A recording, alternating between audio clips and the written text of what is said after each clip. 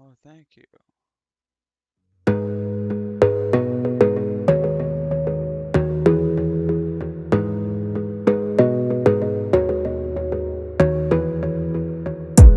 You gotta focus on yourself, on your faith, on your dreams, on your mind, on your health, yeah.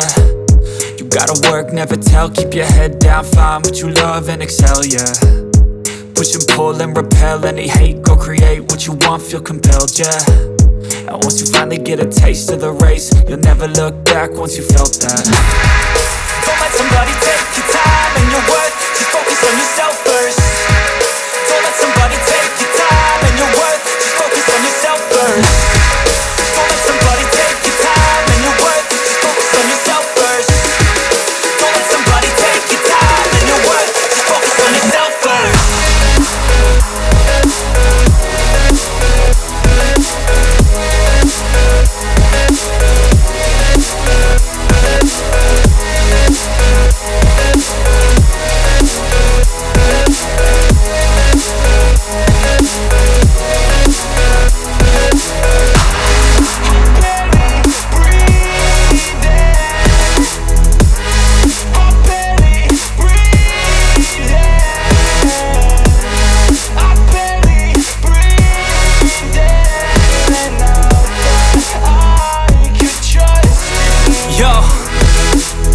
Think about others way before myself, yeah. I guess that's why I feel like I go through hell, damn. Wasting time on your dreams instead of mine, yeah. About to turn this franchise around on a dime, man.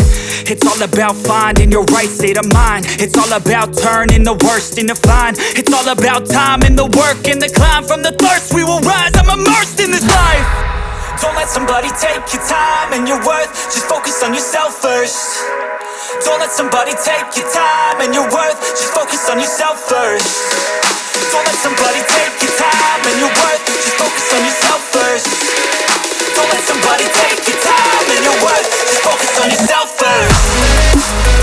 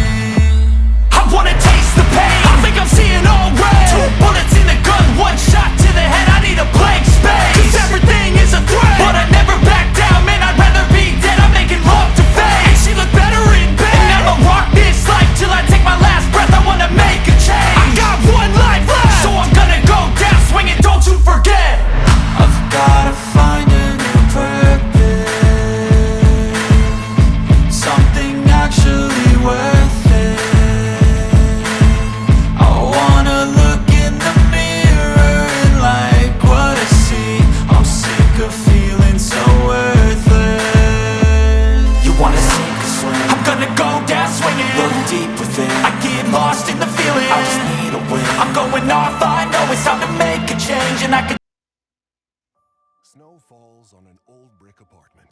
Inside, the holiday season is in swing. On the first floor, Cokes are poured as old friends share stories and create new ones. In the apartment above, an extra place is set for a surprise +1.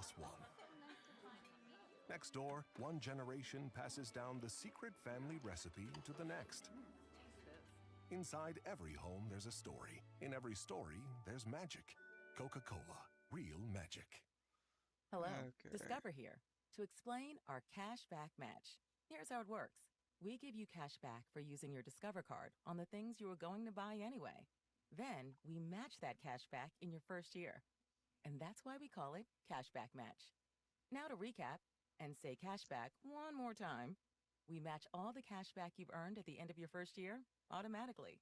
Discover, exceptionally common sense. Learn more at discover.com/match. Limitations apply. This is Ice-T. Stone Cold Steve Austin and Matty Ice. This is a cold call. I convinced NFL teams to turn to cold water washing with Tide. The NFL, your uniforms get dirty. Tide can handle it, even in cold. Plus, if fans join in, they can save up to $150 on their energy bill. Looks like you just made the team, rookie. Turn to cold with Tide. And that's the bottom line. Save on Tide at CVS today.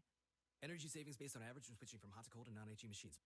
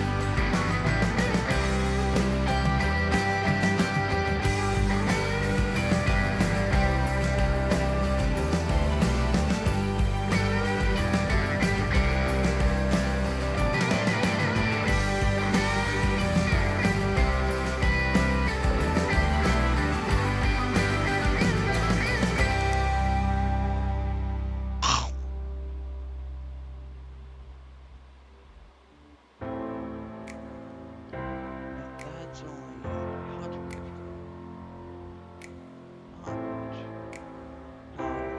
Everything's changing. You know this heart of mine can't take this every time, but still I feel inside that there's nowhere left to hide.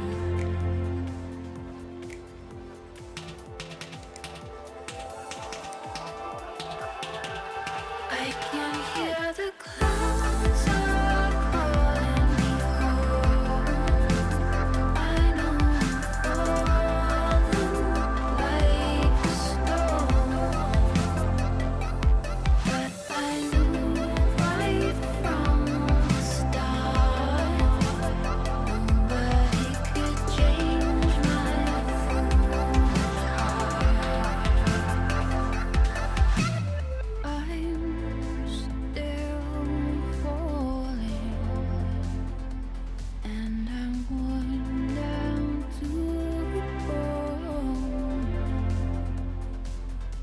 Still, I feel blind when there's nowhere left to hide. There's nowhere left to hide.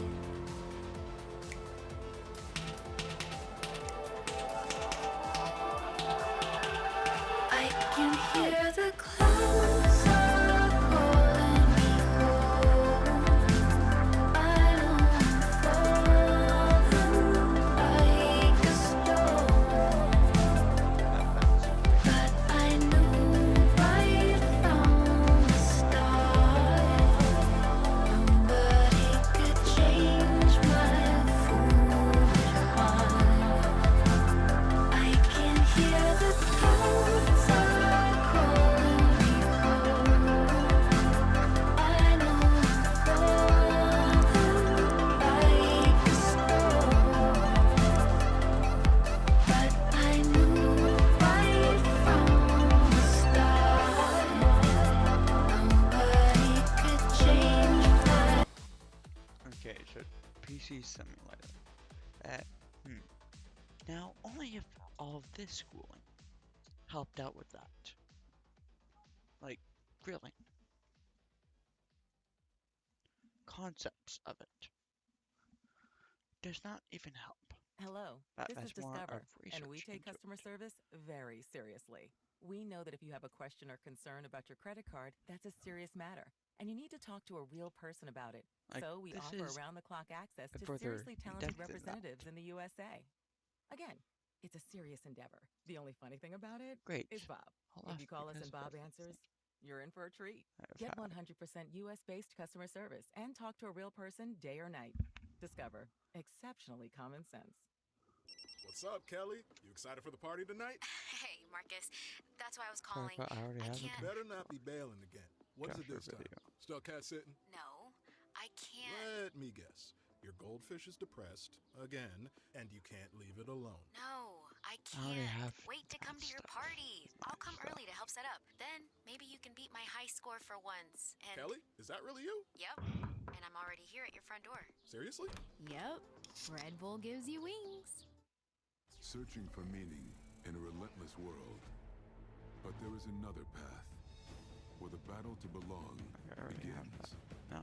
Awakened by a calling, united by purpose, defined by the cause you fight for.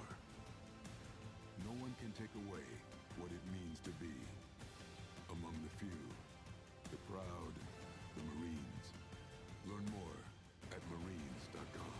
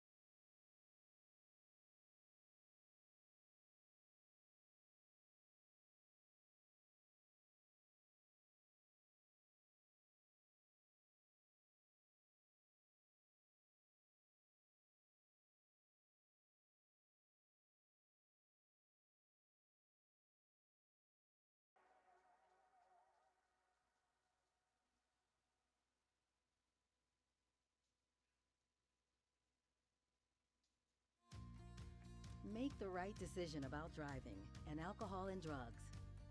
Do it for the you who cares about others. For the you who knows what's right. For the you who has a big future ahead. For the you who matters to someone. Do it for the you who has a life to live. Make the right decision, plan ahead, and drive well, Vermont. Find out more at drivewell.vt.gov. Brought to you by the Vermont Agency of Transportation. Hello, Discover here to explain our cashback match. Here's how it works. We give you cash back for using your Discover card on the things you were going to buy anyway. Then we match that cash back in your first year. And that's why we call it Cashback Match. Now to recap and say cashback one more time. We match all the cashback you've earned at the end of your first year automatically. Discover. Exceptionally common sense. Learn more at discover.com/match. Limitations apply. Kingsman, world's finest tailor. This is the whole thing here. This is going to be fun. Airflow, what is that? 20th Century Studios invites you to bring your friends to see a heartwarming tale of killing, sex, and deceit.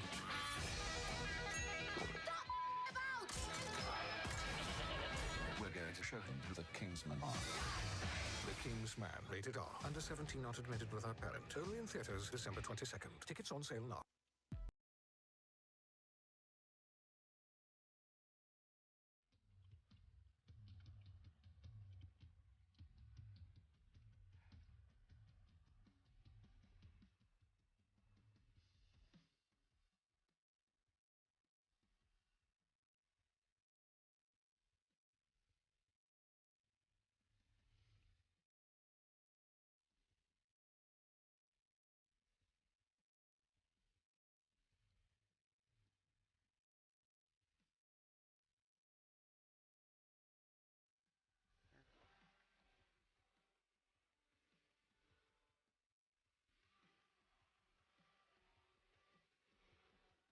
No, no, no.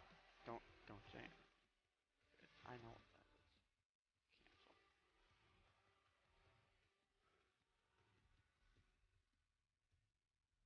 Cancel. Okay, I'm gonna reply to that.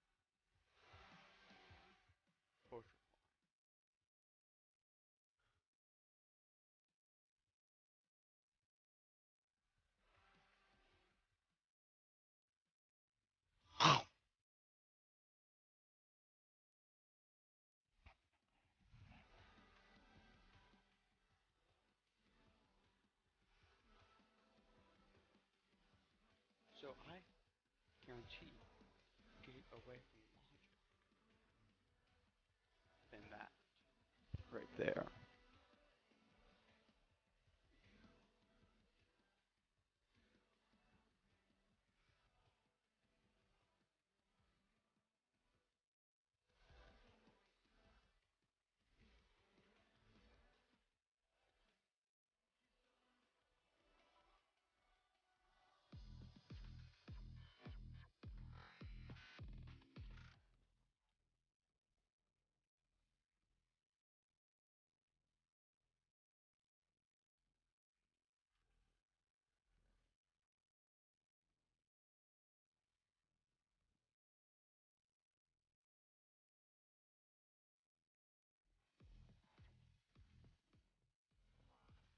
Push reply.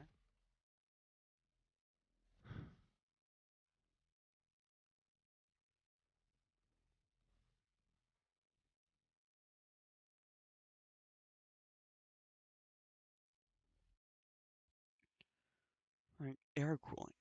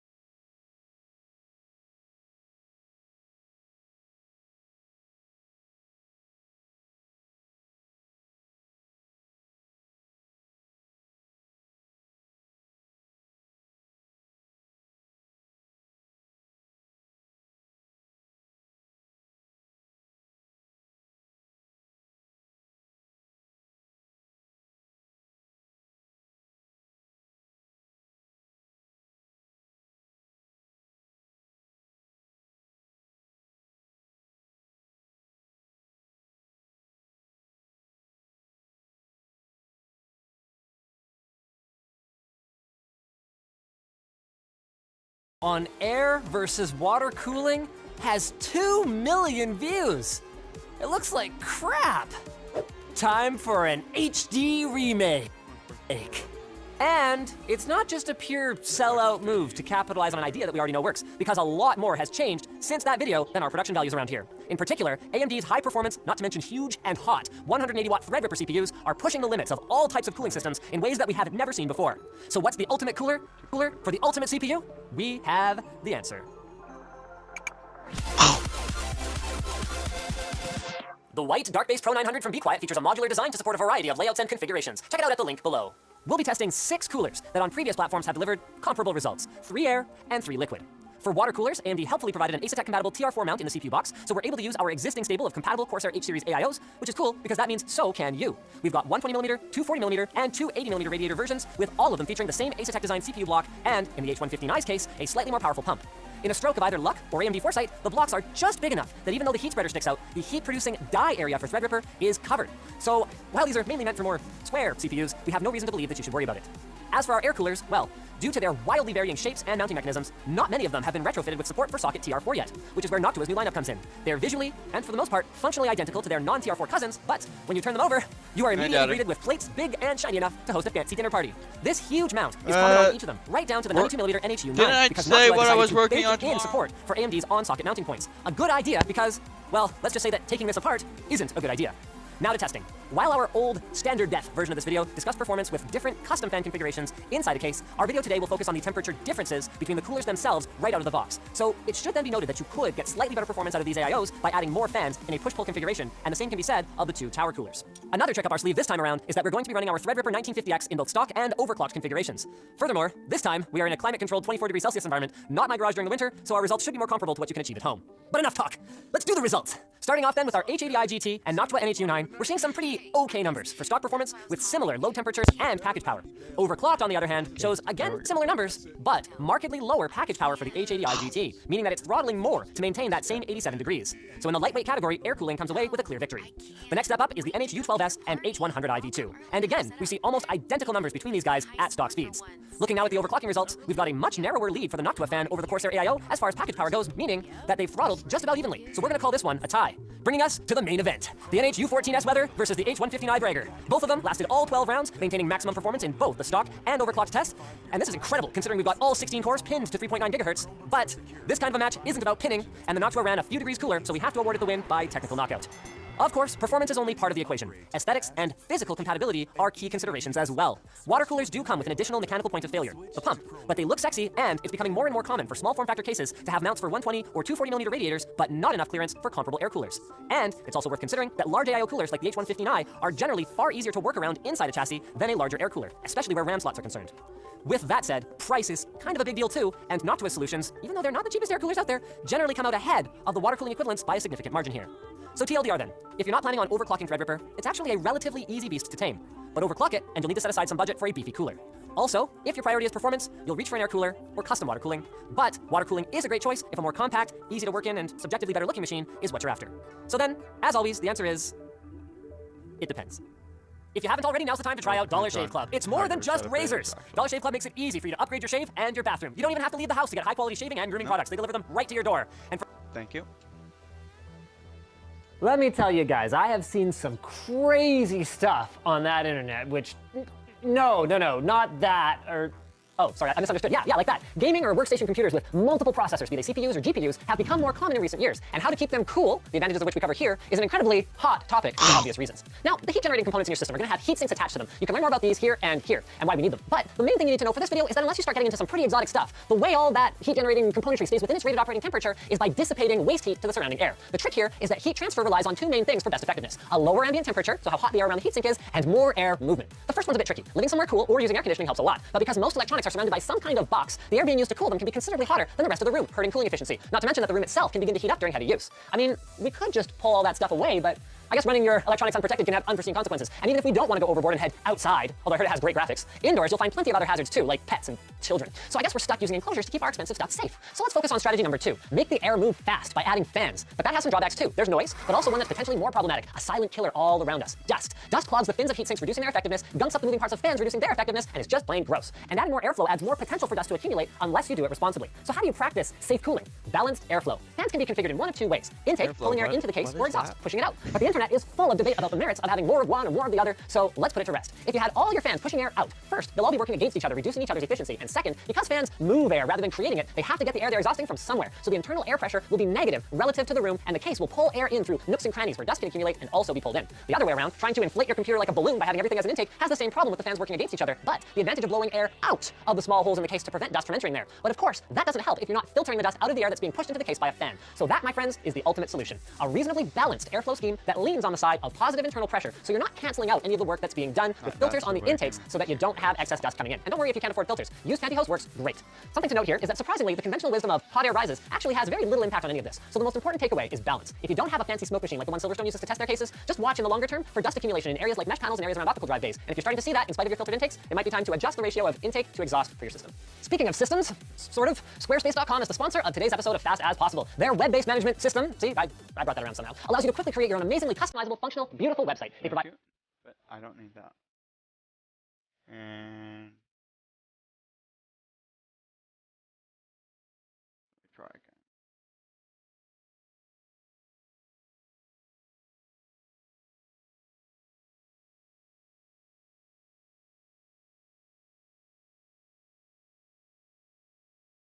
Control C.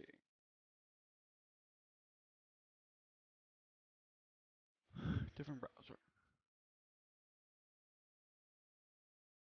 Control B, enter. Yes.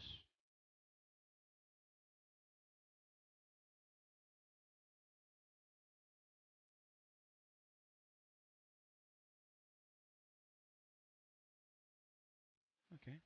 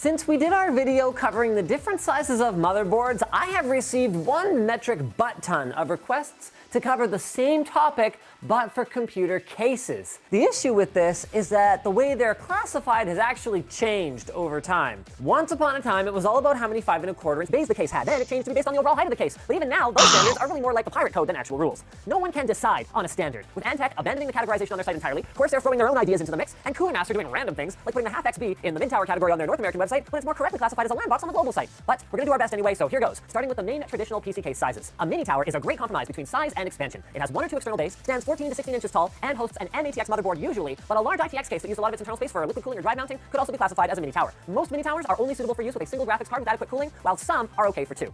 Mid towers are the most common PC cases for custom builders and have 3 to 4 external expansion bays, stand 17 to 21 inches tall, and can almost always hold a full-size ATX motherboard, but without a ton of extra space for drives and whatnot. Expect to find 6 to 8 hard drive mounts in a typical mid tower and enough cooling and space to comfortably handle 2 graphics cards and Crossfire SLI. Full towers are the SUVs of the computer case world. More on that in a moment. They can have 5 or more external 5¼ inch bays and range in height from 22 inches to 27 inches. They always support full-size ATX motherboards, almost always support eATX, and sometimes support the only sort of a real standard XL ATX form factor as well. The funny thing about full towers is that other than accepting more drive expansion, providing better cooling for hot running inefficient setups like 3-way and 4-way graphics configs, and having ample space for superfluous EPing stuff like custom liquid cooling loops, they don't bring much to the table in terms of performance over a mid tower. But they do tend to be easier to work in, particularly if you've got big hands. So back to the SUV analogy, it's a luxury item, not a must-have. Only 2 more to go now before we get into some of the non-tower stuff, and neither of them is really a well-established standard. A super or ultra tower is loosely defined as anything taller than 27 inches, and a mod tower is a case system whose height is actually difficult to determine because you can actually adjust it by stacking multiple cases on top of each other to add cooling capacity or drive mounting options. Desktops are our first non-tower size case, and while they used to be the dominant style, and yes, they're slightly different, they have feet on what would be the side panel of the other one. Anyway, these days, they've been relegated to the HTPC case niche, where we'll find them in a variety of sizes, from ones that are so small they need an external power brick to huge ones that can hold server-class motherboards and large RAID arrays of hard drives. Small form factor, or SFF cases, can come in almost any shape, from cubes to like equal-sided towers to desktops to normal towers, but the one thing that they generally have in common is support for a mini ITX motherboard max, with minimal drive mounting options and only sometimes support for an added graphics card, and certainly only one of them. Our last case type, the cube case, is typically characterized by its roughly cube-like shape rather than...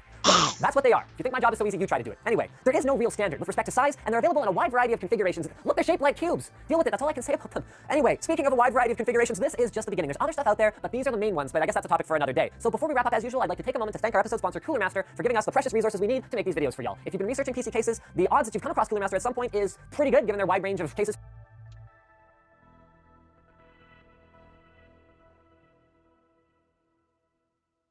Okay.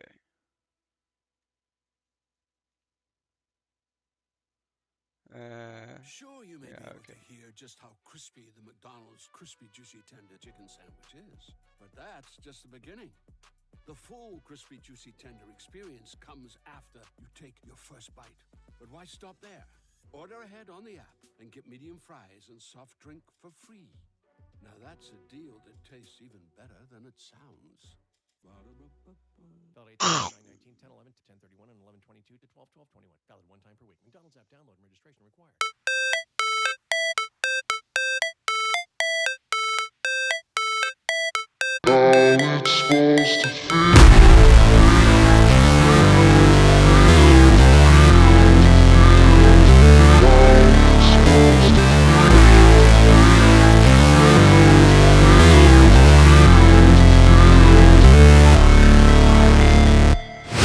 Never break, always fight, never quit, do it right, play the game, win it life, have no shame, there's no time, feel the pain, live the grind, I could change, in my mind, pick a lane, commit and climb, the only way to win it life, I never miss, that's fact, taking big swings, bitch, hand me the bat, put me in the ring, you'll go out in a bag, cause I sing what I mean and I bring it to the mad light, ain't got time to kill, I got time to feel, I took the red pill, I know life's short so I wanna live real, but how's it supposed to feel?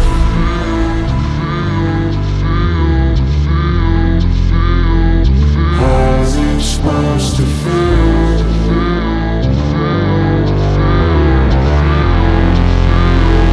How's it supposed to feel?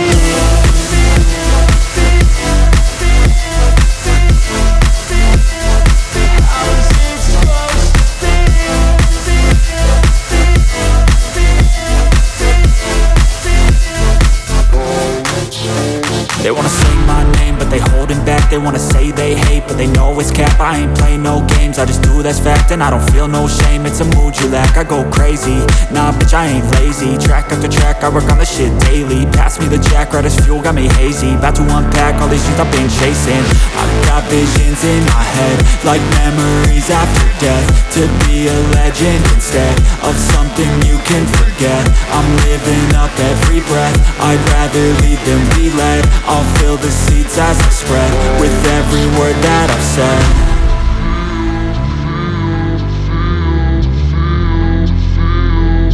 How's it supposed to feel?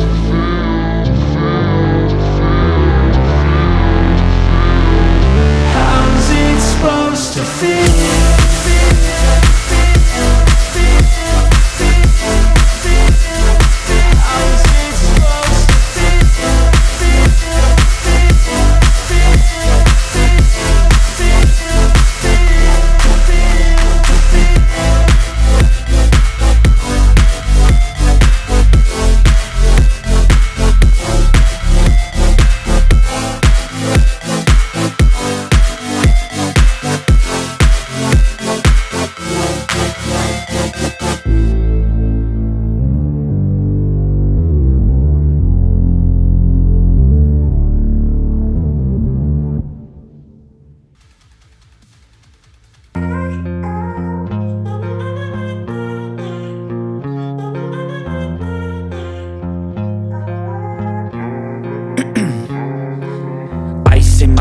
I've been driving this train, years in this lane, there's no stopping this flame. Cause I came to the game and I changed it to play how I like, rearranged it to my own domain. Yeah, I got what it takes, made lots of mistakes, taking shots, skipping breaks, feeling lost, feeling great, popping off, singing straight, never stopped, never changed. All the squad here to play, and I've got something to say, yeah. I work hard each and every day, I get lost in the words I say. I don't push pause, no I push play. I won't stop till I make a change. I withdraw on the things I make. I turn flaws into flawless traits. I build tall, never capped in space. I won't stop till I hear him say, oh, oh, la la la la la la. La la la la la la. Oh, oh, oh, la la la la la la. La la la la la.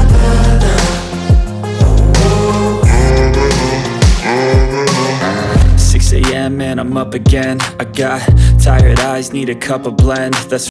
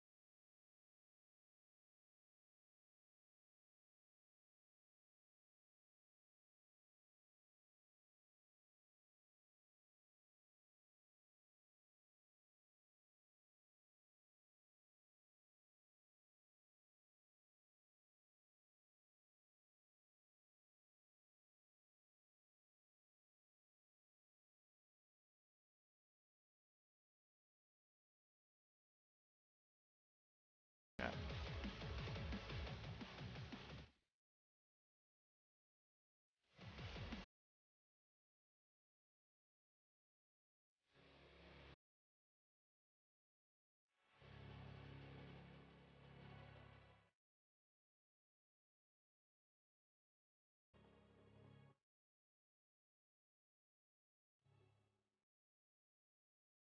Okay, cooler for that. That's nice. Oh, and that's like a stackable type. What's up, Kelly? You excited for the party tonight? Hey, Marcus. That's why I was calling. I You can't. better not be bailing again. What is it this time? Still cat sitting? No. I can't. Let me guess. Your goldfish is depressed, again, and you can't leave it alone. No, I can't. Wait to come to your party. I'll come early to help set up. Then maybe you can beat my high score for once. And Kelly, is that really you? Yep. And I'm already here at your front door. Seriously? Yep. Red Bull gives you wings. Chromebooks are a new way to laptop. They've got an everything button. That's an actual button on the keyboard that helps you find your files and apps and things online. And Chromebooks are secure with virus protection that's built in, which means no more of this. If you're ready to upgrade to fast, secure, and easy to use, switch to a new way to laptop. Switch to Chromebook. Click the banner to learn more. Sure, you may be able to hear just how crispy the McDonald's Crispy Juicy Tender Chicken Sandwich is, but that's just the beginning. The full Crispy Juicy Tender experience comes after you take your first bite. But why stop there? Order ahead on the app and get medium fries and soft drink for free. Now that's a deal that tastes even better than it sounds. What? Windows 7. 10, 11 to 10:31 and 11:22 to 12:21. Valid one time per week. McDonald's app download and registration required. Minecraft. Yeah. There's the Windows XP. It's the best cooling for air.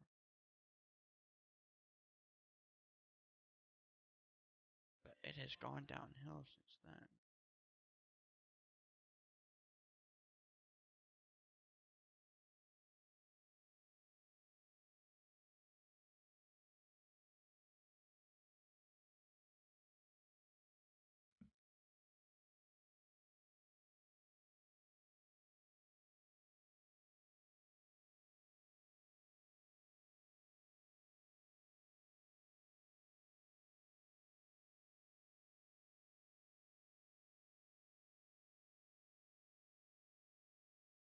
More about resolution. That is talking about screen resolution. That's like video feed, video card, for what I can tell, right off the top. Wait, okay, onboard memory. That was close.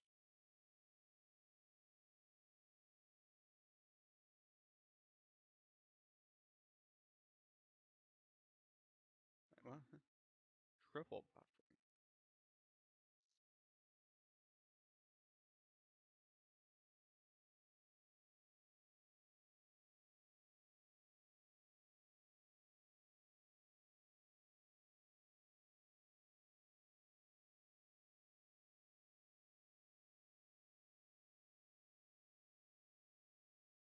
View capture.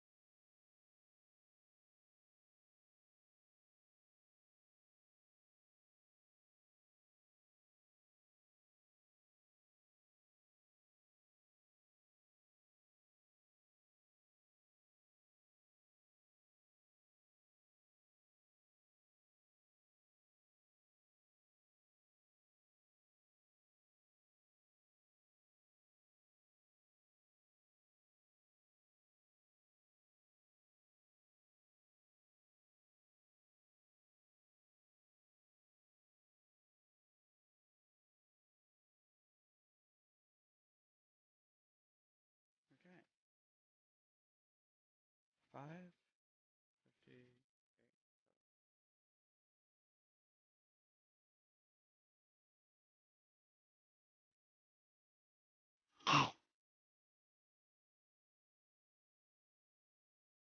Okay, so that helps out with saying how much lag you actually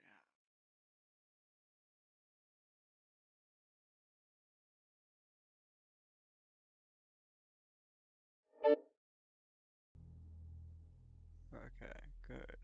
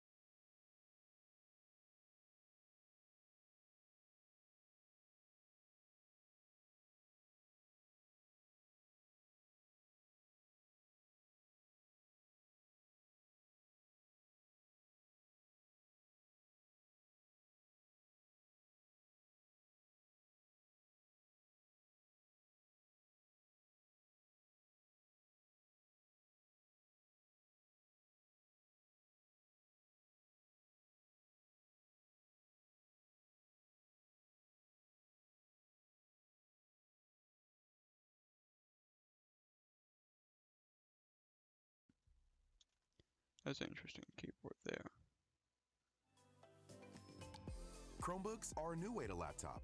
With virus protection that's built in, Chromebooks are secure, That guy was which really means debating no whether or more not of to this. get wireless split Switch keyboard. to a new way to laptop. Switch to Chromebook. Click the That banner to is learn quite more. interesting. Holidays are here, and so is fashionable But fitness. Gift yourself I a recommend Samsung Galaxy Z Flip 3 stay 5G, a wired. phone that folds in half to literally That stand does on better its for own. Pair it with the lag Galaxy input. Watch 4 for ultimate wellness and wow factor. Check health stats, Flex personal records. Over 90 activities And can be if tracked, the like computer biking, doesn't take swimming, golfing, and more. Invest in Bluetooth yourself either, with or tech either. made to crush goals. Holidays open up with Galaxy. Shop it all at Samsung.com. 5G connection and availability may vary. Check with carrier. Products And sold that's separately. more keep cap. Cause I've been living life right like I could just die any minute. Going for a ride down the side, PCH country limit. I don't need a guide, follow lights, take me where I wanna visit. Are you alive? Or just breathing? Cause I've been living life right like I could just die any minute. Going for a ride down the side, PCH country limit. I don't need a guide, follow lights, take me where I wanna visit. Are you alive? Or just breathing? Flashing red lights, driving at night, windowless ride, feeling alive. Nothing in sight, forever in flight. Follow those lines, we'll make it this time. Blurry street lights, work as a guide to memories that we're making tonight. Oh yeah, we'll make it tonight. Yeah, I'll do anything that I feel like I wanna do. I'm living life like I got nothing left to prove. No end in sight, just always staying on the move. I'll go all night if that's just what I gotta do. Life's too short to care about what you can't afford. Memories are in what you explore, so just don't be ignored. Go ask for more, go ask for more. Cause I've been living life right like I could just die any minute. Going for a ride down the side, PCH country limit. I don't need a guide, follow lights, take me where I wanna visit. Are you alive? Or just breathing? Cause I've been living life right like I could just die any minute. Going for a ride down the side, PCH country limit. I don't need a guide, follow lights, take me where I wanna visit. Are you alive? Or just breathing? I'm in a race that everybody's chasing fast. They wanna be that someone on the screen at last. They ain't looking inside for their needs in life. They wanna be liked by everybody in sight. But trust me, being free ain't spotlights. No, it's long nights and it's long fights with yourself all the time to get your mind right. But if you put in the work, you can find the light, alright. I'll do anything that I feel like I wanna do. I'm living life like I got nothing left to prove. No end in sight, just always staying on the move. I'll go all night if that's just what I gotta do. Life's too short to care about what you can't afford.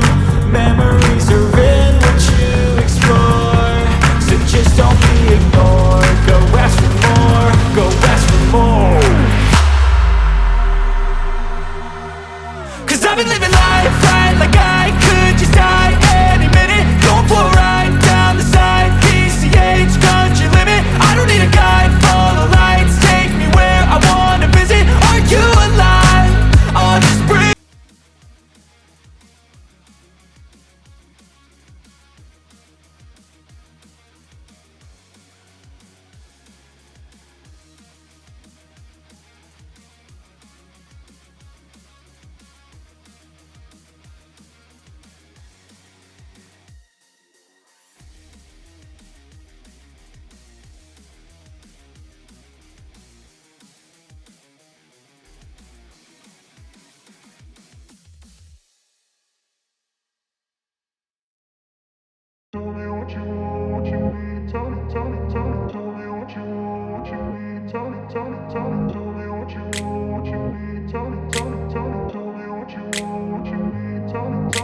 I grew up in a place where they told you what to chase, told you how to run the race. Every move was on the page, but I didn't like their way. Had to fight and misbehave, had to find a way to change, had to leave to find my way. Caught up in a daydream, I beat my mind up there almost daily. It's how I pass time, no opinions safely. It's how I understand what I want in this place, see. Cause everybody wanna tell you bad things, what could go wrong, what fame brings. But success is a finicky thing, and if you ain't sure, no, it'll never be. I don't wanna let myself down, myself down. I don't wanna let myself down, myself down.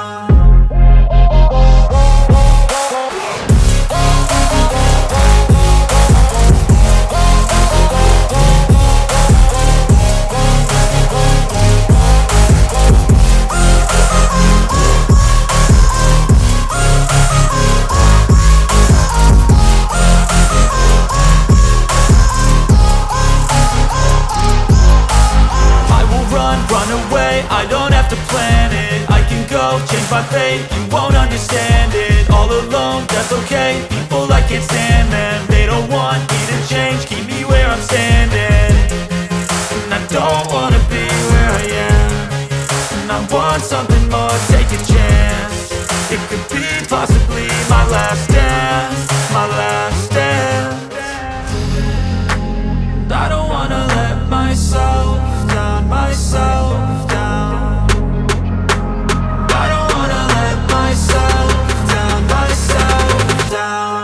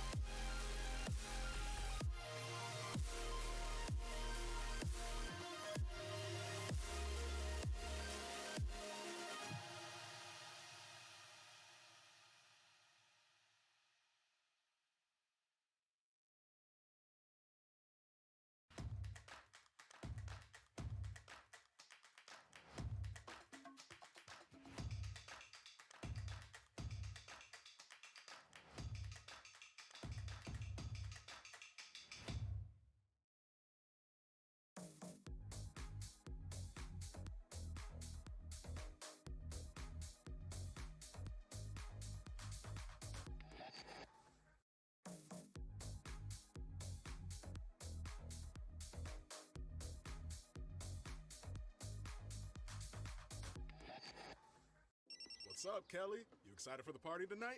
Hey, Marcus. That's why I was calling. I can't. You better not be bailing again. What is it this time? Still cat sitting? No, I can't. Let me guess. Your goldfish is depressed, again, and you can't leave it alone. No, I can't. Wait to come to your party. I'll come early to help set up. Then maybe you can beat my high score for once. And Kelly, is that really you? Yep. And I'm already here at your front door. Seriously? Yep. Red Bull gives you wings. Chromebooks are a new way to laptop. They've got an everything button. That's an actual button on the keyboard that helps you find your files and apps and things online. Switch to a new way to laptop. Switch to Chromebook. Click the banner to learn more.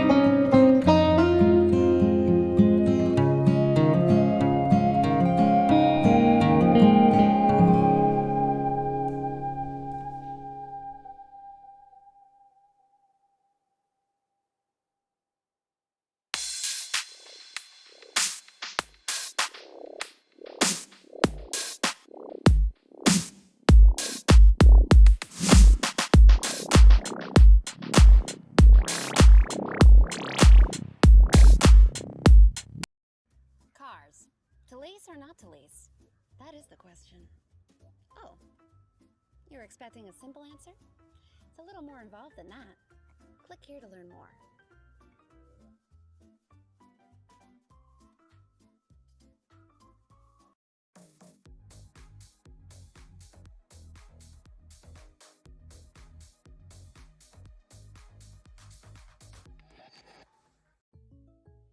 To celebrate State Farm's surprisingly great rates, we gave this song surprisingly great lyrics. Hey neighbors, when your claims get hard to file, State Farm's got to switch it up style. Great rates save you cash, so if you come join us, you'll get your coins up. Oh, now you know you can save that dough, and you're covered on your ride and your home. For great service on the low, then call up State Farm. It's time to switch it up. Like a good neighbor, State Farm is there.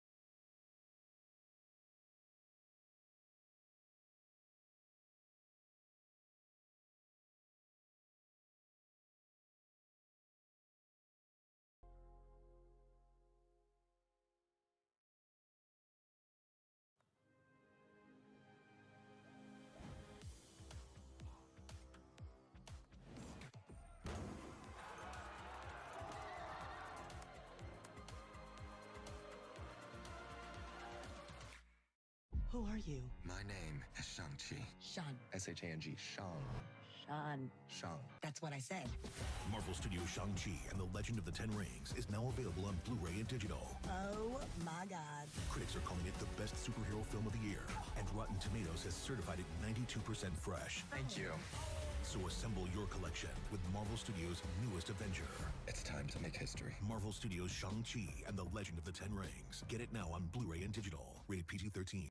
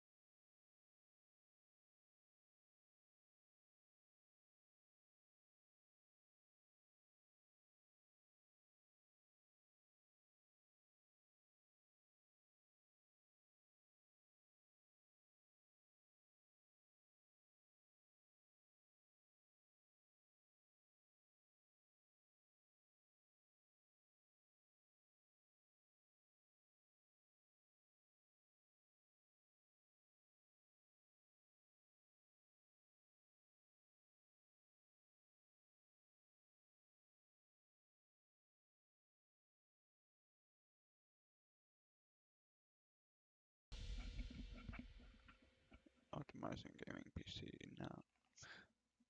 How do you optimize for it? Inch.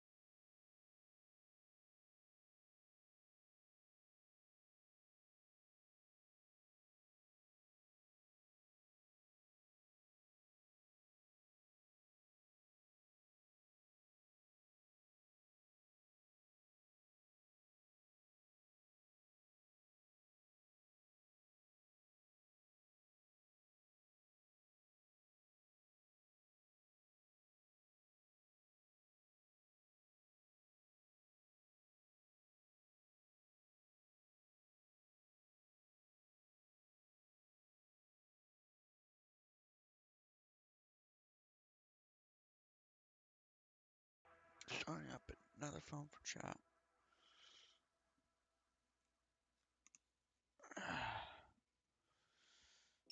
What's up, Kelly? You excited for the party tonight? Hey, Marcus.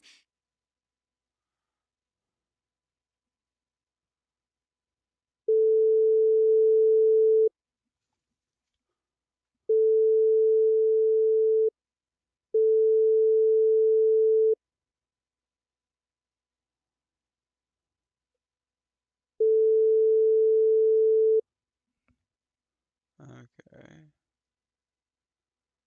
Not much difference at all.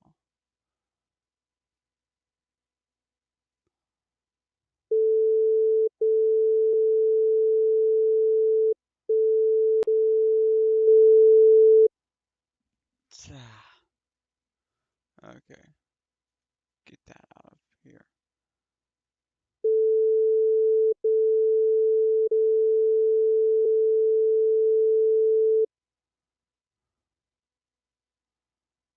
"22 kilohertz, 21K, 20K, 19K, 18K, 17K, 16K, 15K, 14K, 13K, 12K, 11K, 10K, 9K, 8 kilohertz.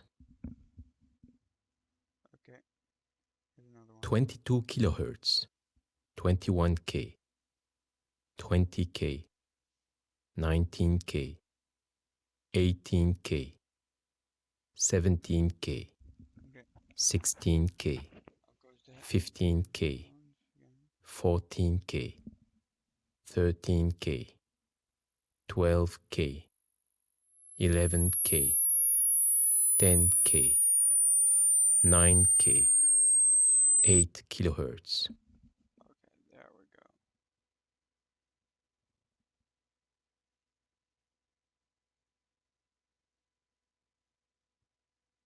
Ooh. More files.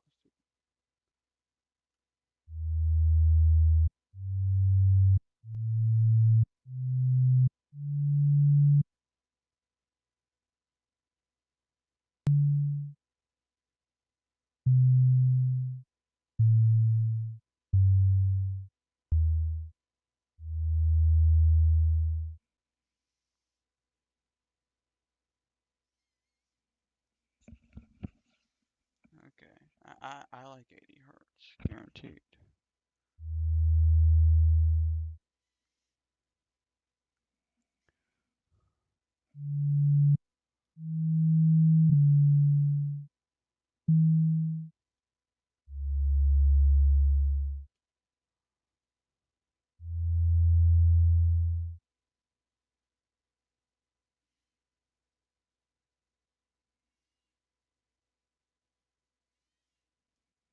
Okay, we'll load it eventually.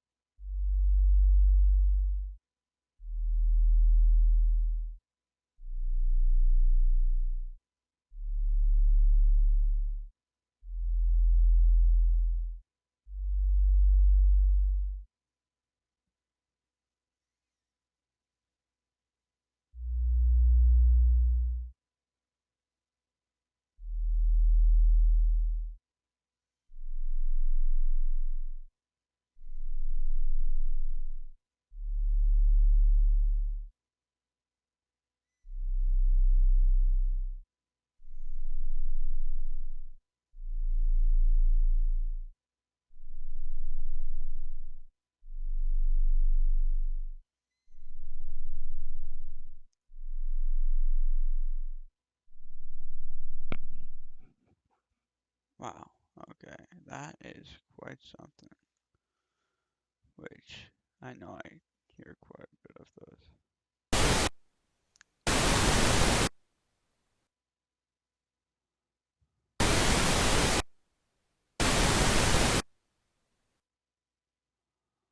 Okay, not too bad.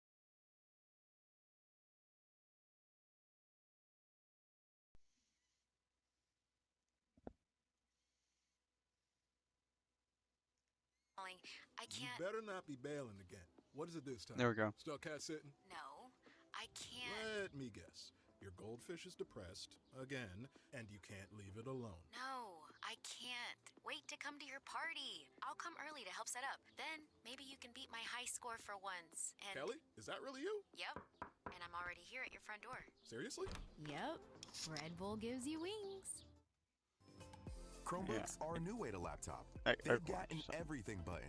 That's an actual button on the keyboard that helps you find your files and apps and things course, online. now it's And talking Chromebooks about are secure monitor with stuff. virus protection that's built in, which means no more of this. If you're ready to upgrade to fast, secure, and easy to use, switch to a new way to laptop. Resolution. Switch to Chromebook. Click the banner to learn more. Buffering, more resolution, fat Inspired by mouse. State Farm's surprisingly great rates. It's so cheap.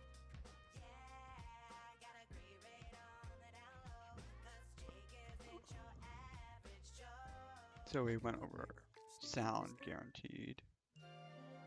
Hey Spotifyers, click or tap the banner to listen to Christmas Jazz, a Christmas playlist full of wonderful jazzy interpretations of some of the most classic and beloved Christmas songs. Brought to you by our friends at Neiman Marcus. Celebrate big, love even bigger.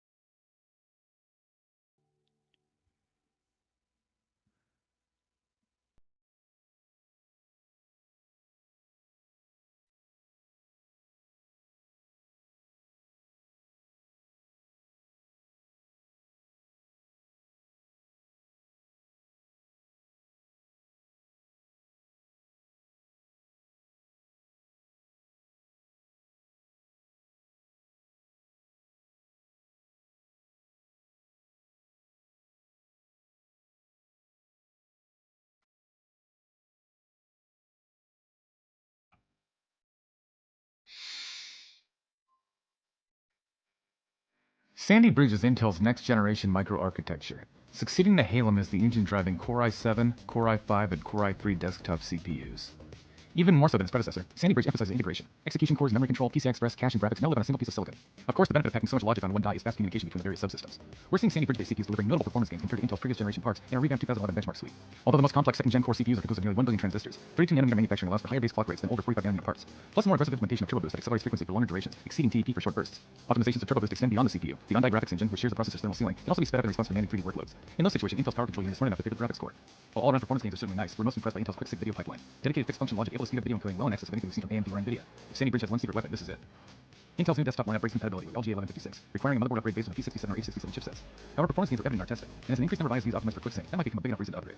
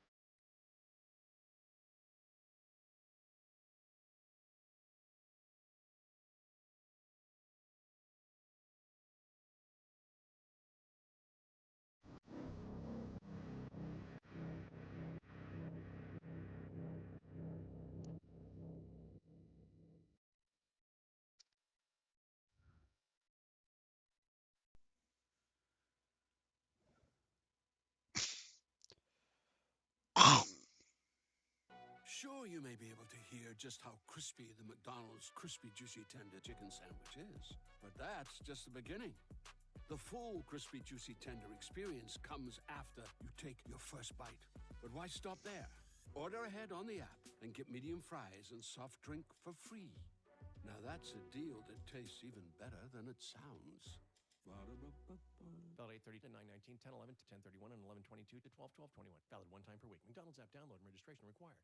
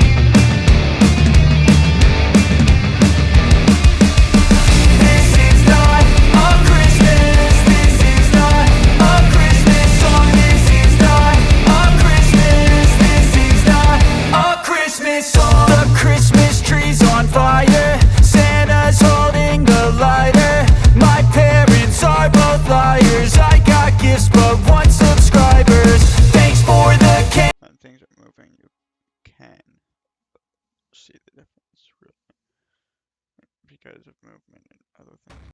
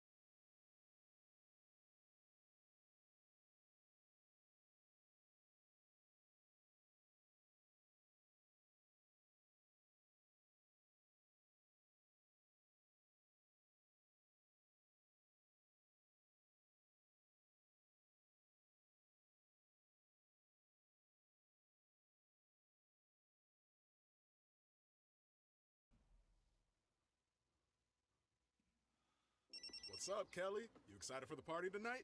Hey, Marcus. That's why I was calling. I You can't. better not be bailing again. What is it this time? Still cat sitting? No, I can't. Let me guess. Your goldfish is depressed, again, and you can't leave it alone. No, I can't. Wait to come to your party. I'll come early to help set up. Then maybe you can beat my high score for once. And Kelly, is that really you? Yep. And I'm already here at your front door. Seriously? Yep. Red Bull gives you wings. To celebrate State Farm's surprisingly great rates, we gave this song surprisingly great lyrics. Hey neighbors, when your claims get hard to file, State Farm's got to switch it up style. Great rates save you cash, so if you come join us, you'll get your coins up. Oh, now you know you can save that dough, and you're covered on your ride and your home. For great service on the low, then call up State Farm. It's time to switch it up. Like a good neighbor, State Farm is there. Chromebooks are a new way to laptop. With virus protection that's built in, Chromebooks are a new way Chromebooks to are secure, be which junk. means no more of this. Switch to a new way to laptop. Switch to Chromebook. Click the banner to learn more.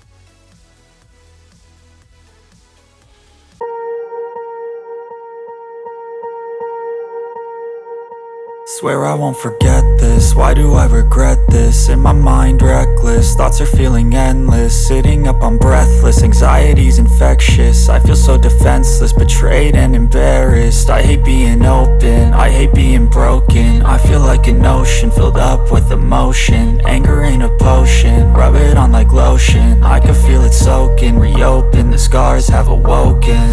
I can't move on till I let go. I feel so lost, never at home. Need to be strong, every breath hope. Cause I can't move on till I let go. I can't move on till I let go. I feel so lost, never at home. Need to be strong, every breath hope. Cause I can't move on till I let go.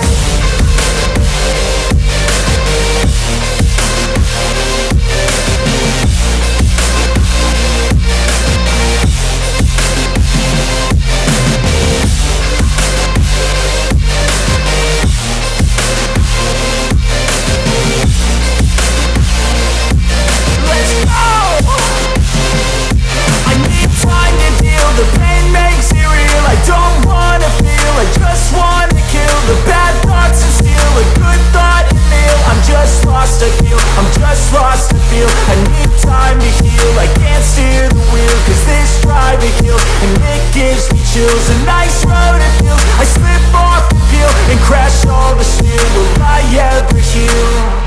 I can't move on till I let go. I feel so lost, never at home.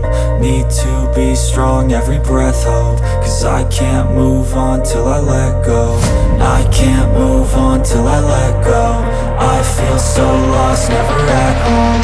Need to be strong, every breath hope. Cause I can't move on till I let go.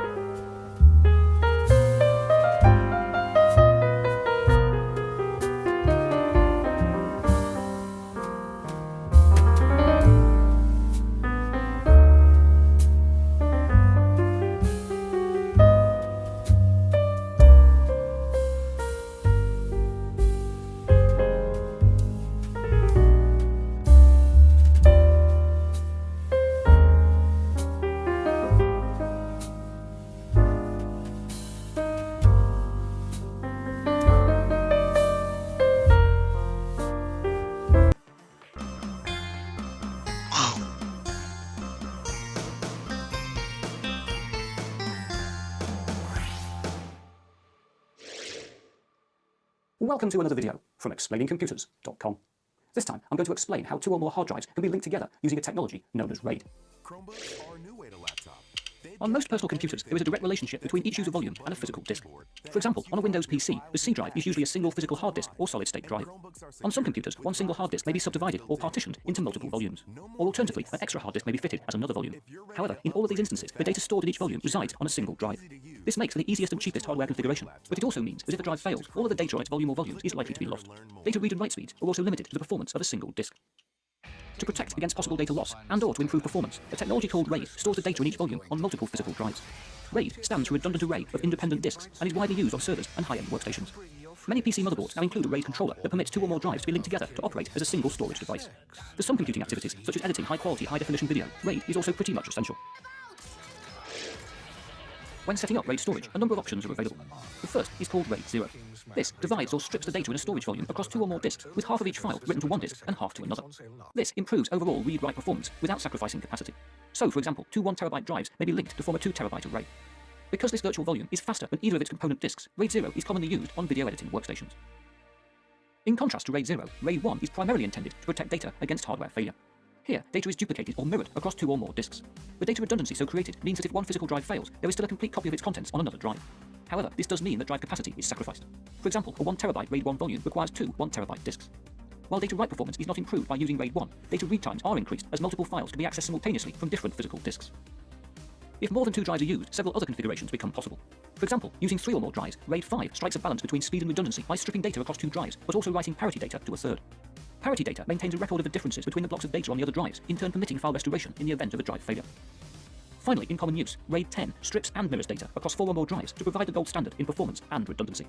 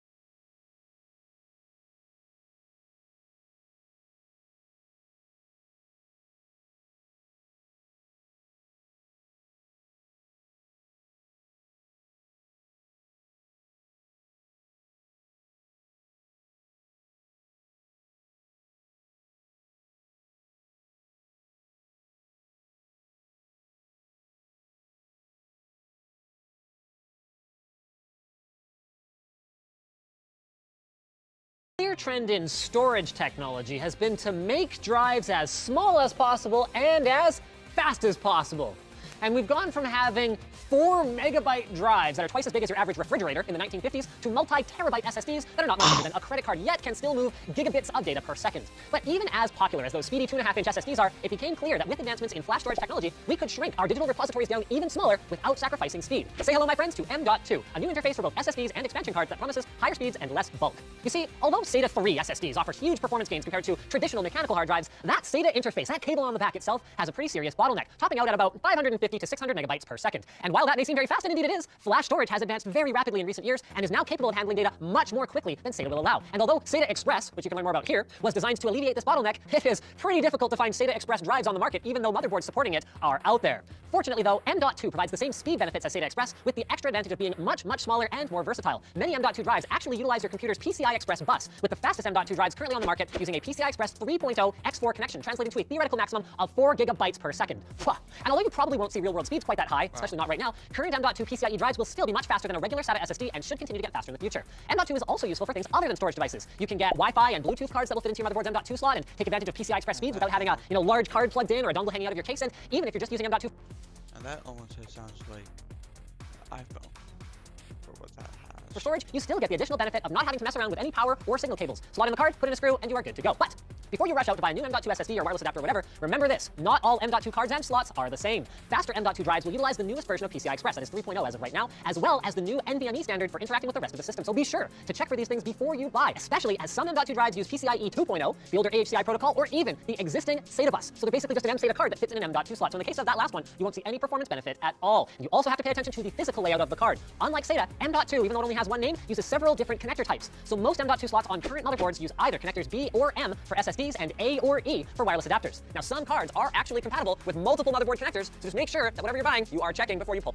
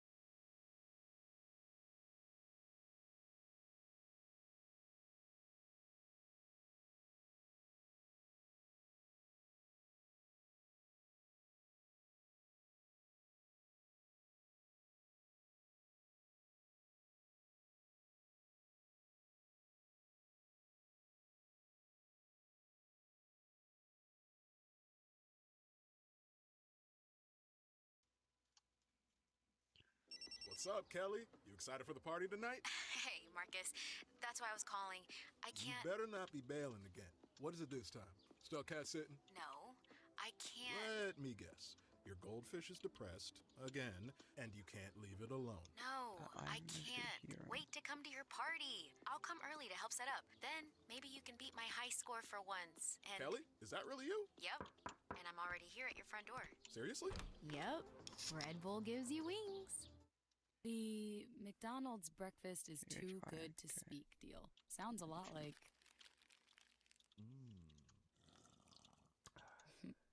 that. And who wants to chit-chat in the morning when you have McDonald's to eat anyway? Get a sausage McMuffin, sausage burrito, or any size premium roast hot coffee, any two for $2. Or get a sausage McMuffin with egg, 2 for $4. Ba-da-ba-ba-ba. Price and participation may vary. Single item at regular price cannot be combined with combo meal. Yuletide greetings from your Uncle Cooper. 'Twas the Okay, I night don't before know. Christmas, and all through the house, a family was sleeping, quiet as a mouse. Cousins and uncles, brothers and sisters braved icy roads and the snowiest of winters. Even Aunt Betty arrived safe and sound, thanks to tires from Cooper and their grip on the ground. Go with the Coopers! Cooper!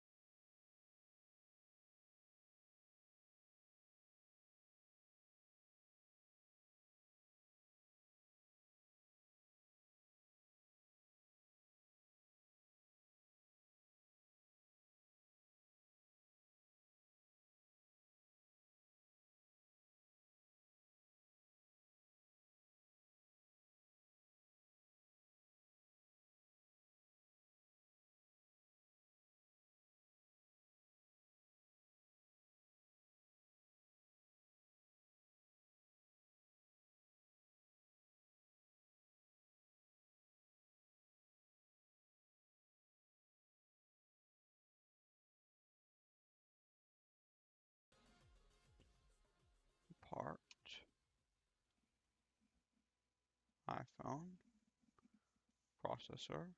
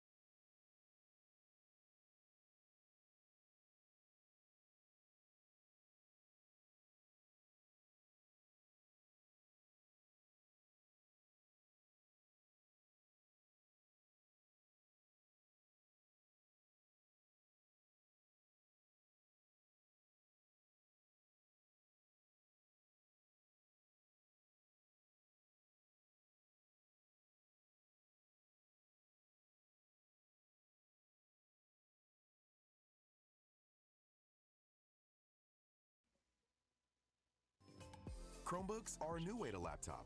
They've got an everything button. That's an actual button on the keyboard that helps you find your files and apps and things online. And Chromebooks are secure with virus protection that's built in, which means no more of this. If you're ready to upgrade to fast, secure, and easy to use, Switch to a new way to laptop. Switch to Chromebook. Click the banner to learn more. Sure, you may be able to hear just how crispy the McDonald's Crispy Juicy Tender Chicken Sandwich is, but that's just the beginning. The full Crispy Juicy Tender experience comes after you take your first bite. But why stop there? Order ahead on the app and get medium fries and soft drink for free. Now that's a deal that tastes even better than it sounds. Valid 8:30 to 9:19, 10:11 to 10:31, and 11:22 to 12:12:21. How do Blu-ray and other optical discs work? Blu-ray is the descendant of Laserdisc, part of a group of storage media collectively known as optical discs. CDs, DVDs, and later Blu-ray discs are some of the best-known examples of these media. These discs use the same form factor, and the devices that read them use lasers. Optical discs have a layer, where pits and flat area contain the disc's data in simple binary. A pit represents 0, whereas a flat area represents 1. A laser is pointed at the disc as it spins. When the laser light hits a flat area, it reflects towards a photoelectric cell, which then detects the light. When the laser light strikes a pit, it doesn't get reflected towards the photoelectric cell. This way, the photoelectric cell can interpret the laser's light as binary data. Reflected light equals 1, no light equals 0. This binary is then processed by a computer as data, a movie, or music, for instance. How much an optical disc can store depends on how small the pits can be made on the physical disc and the type of laser being used to read the disc. For instance, Blu-ray uses blue lasers, which have a smaller wavelength than the red DVD lasers or the infrared lasers used with CDs. Because this smaller wavelength makes the Blu-ray be more precise, more data can be stored on the same surface area, approximately 5 times more than on its predecessor, the DVD. Added to that, Blu-ray is a so-called third-generation optical disc. At the time of writing, fourth-generation optical discs are still in development, with Ultra HD Blu-ray poised to supersede regular Blu-ray in the near future. If you want to know, for instance, how VHS works, let me know in the comments. Subscribe and hit that bell to get notified when a new video drops. Because thanks to you and my patrons on Patreon, this channel is VHS runs on the tape. possible. If you can, share this video with someone who you think will like it. Click to see another video or subscribe. Thanks for watching.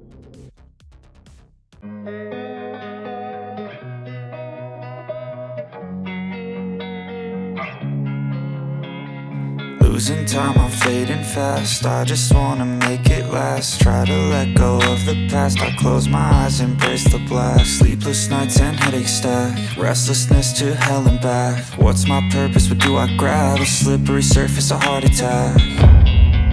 And sometimes you just gotta believe there's something that'll give you relief. There's something that'll have what you need. What you need. We're broken, it's tragic. We're not all elastic, but maybe there's magic. Believe you could have it. And I know of sadness, the anxious and panic, the infinite vastness of all that is blackness.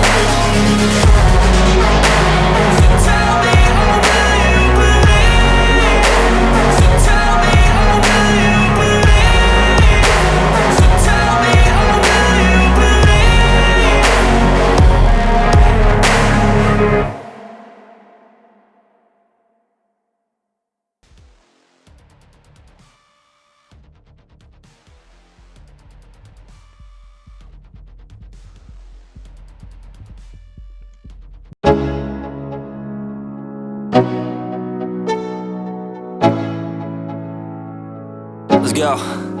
Yo, I'm like an addict, ooh, I gotta have it. I ain't even playing, got a really bad habit. If it moves, gotta grab it. Fuse like a magnet, lose, won't have it till I'm doomed in a casket.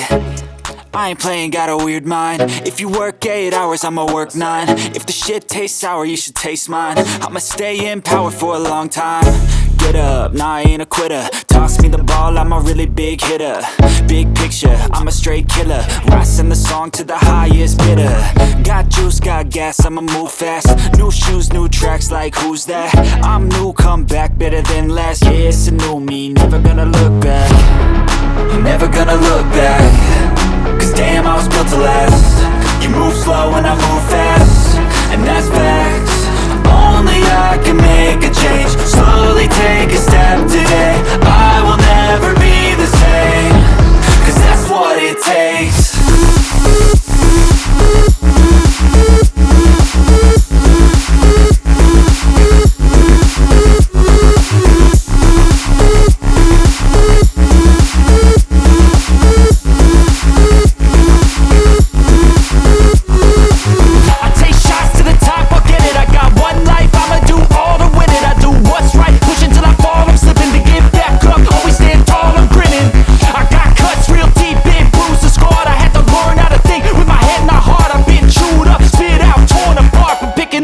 Pieces is a form of art. I'm never gonna look back. Cause damn, I was built to last. You move slow and I move fast, and that's facts.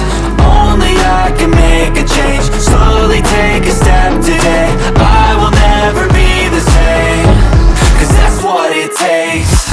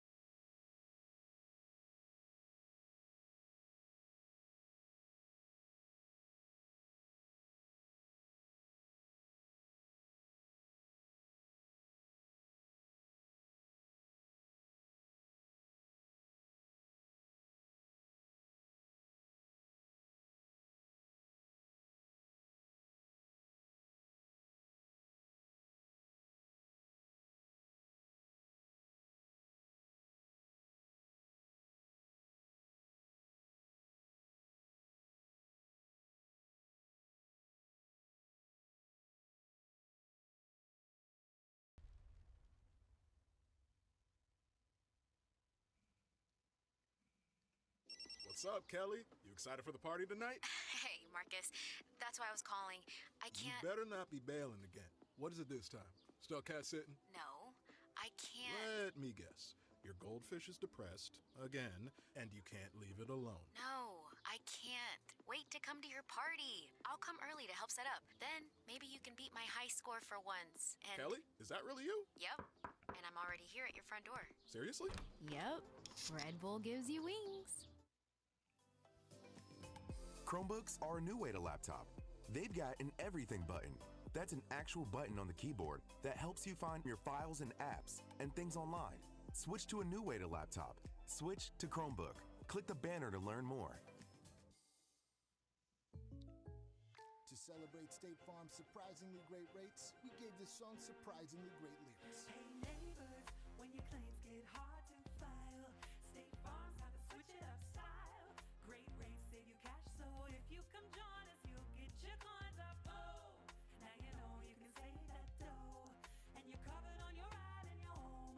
For great service on the low, then call up State Farm. It's time to switch it up. Like a good neighbor, State Farm is there.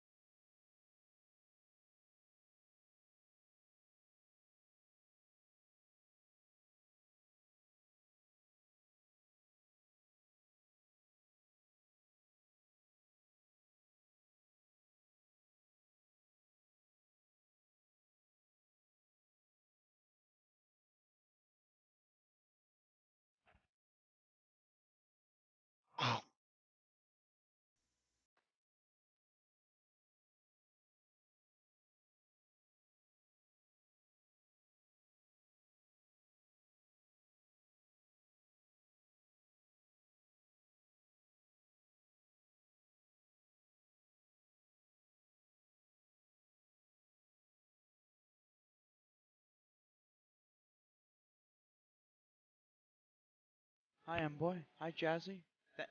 Thanks for the raid. I really appreciate you coming over. And this is technically a PC simulator that I'm streaming into, but this is actually what I'm doing for class as well. Which PC simulator is pretty much the same thing as going to class. So I just decided to go to class instead. Oh yeah, and on that thought, I actually have to write Jazzy on my softball of people who had actually rated me now. And once I find a Sharpie, I'll send a picture of the softball in your email. I mean in the Discord. Which I have a pretty, like, my hand can just barely cover all of the raids that I have. Yeah, true. Okay, where do I go for? Okay, right there.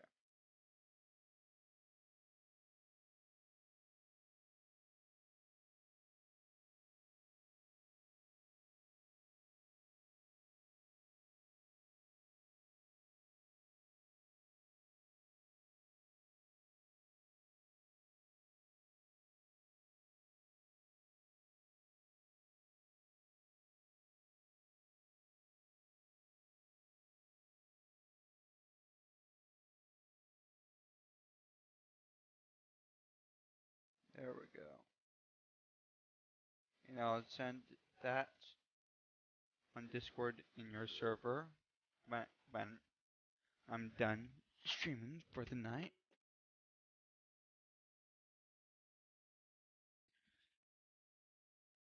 Okay. Any suggestions for the music? Because I'm willing to change it up if anybody would like that. Okay, so this is talking about volume and audio capture stuff currently. So it's optical drive. So optical drive is like a CD reader or a floppy disk reader or anything like that. Okay. So if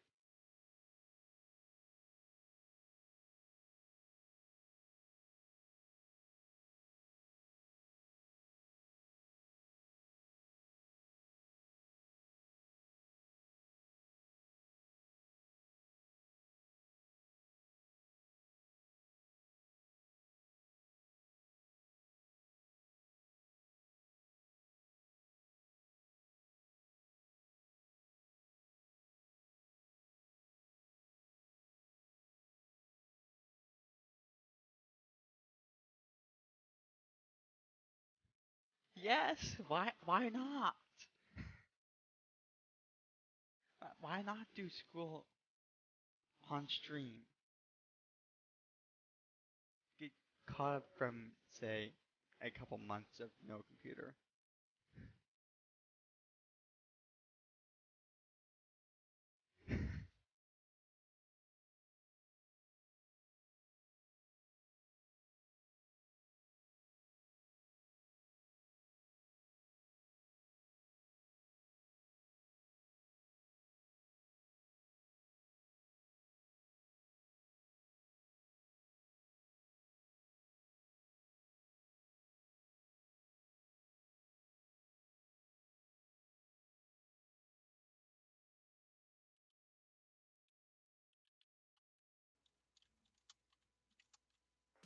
Introducing Venture X, Capital One's new travel card for people always asking, where next? You earn 10x miles on hotels and rental cars, and 5x miles on flights booked through Capital One Travel, and 2x miles on everything else you buy with Venture X. Plus, receive premium travel benefits like access to over 1,300 airport lounges. The Venture X card from Capital One. What's in your There wallet? we go. Terms apply. See CapitalOne.com for details.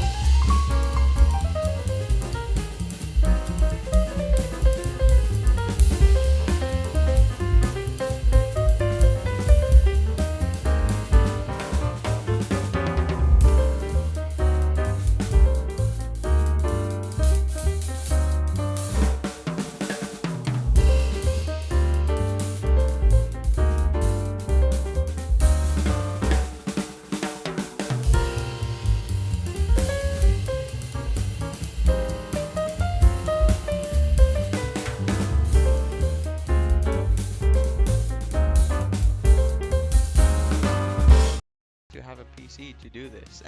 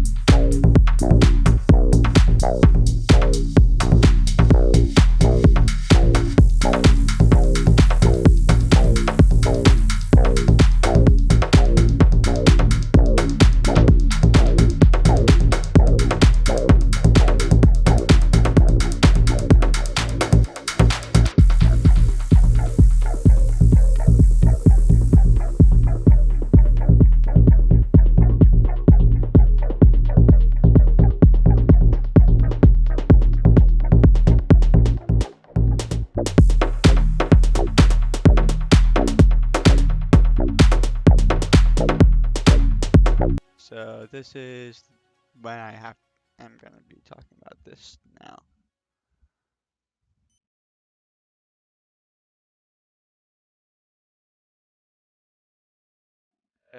This is XSplit Broadcasting.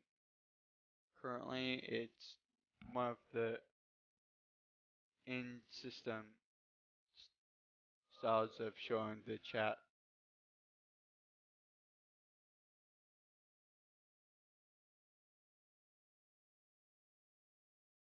But it's not going from a browser source into it, because browser source would be going for faster input into all of this. Okay, enjoy.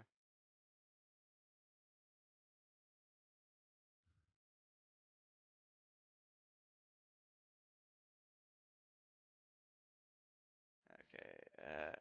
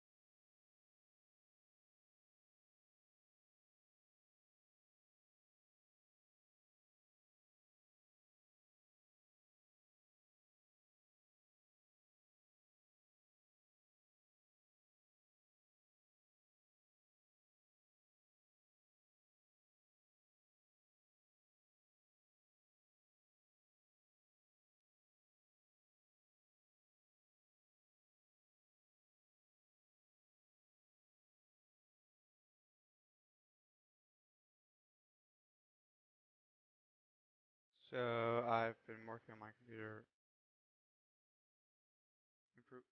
I've been working on improving my computer lately for storage and cooling side of things. But I have been doing this since the beginning of this year, so I could possibly join the class, which is one major thing that has been happening. Really.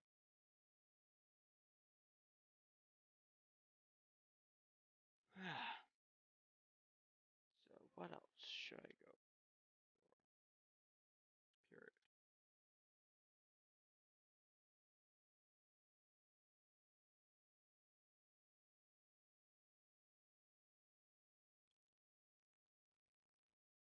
Chromebooks are a new way to laptop. They've got an everything button. That's an actual button on the keyboard that helps you find your files and apps and things online. And Chromebooks are secure with virus protection that's built in, which means no more of this. If you're ready to upgrade to fast, secure, and easy to use, switch to a new way to laptop. Switch to Chromebook. Click the banner to learn more.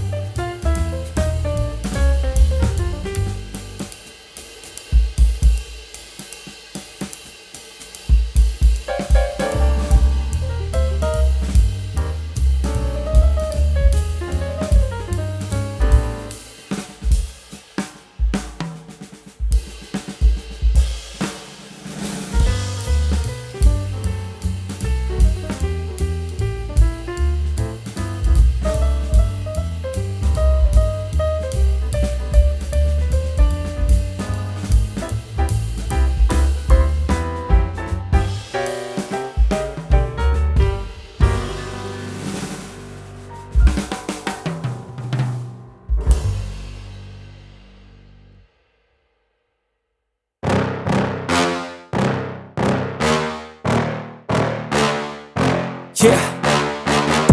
Please tell me that I can't, that I won't, that I fail, that I'll never make it out, yeah.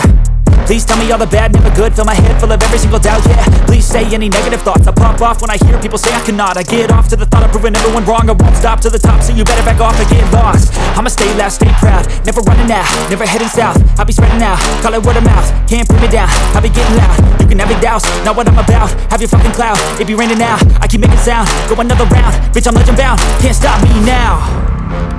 You don't wanna fuck with me, a slow burn like a disease. Just tell me that I can and I'll show you things that you couldn't believe.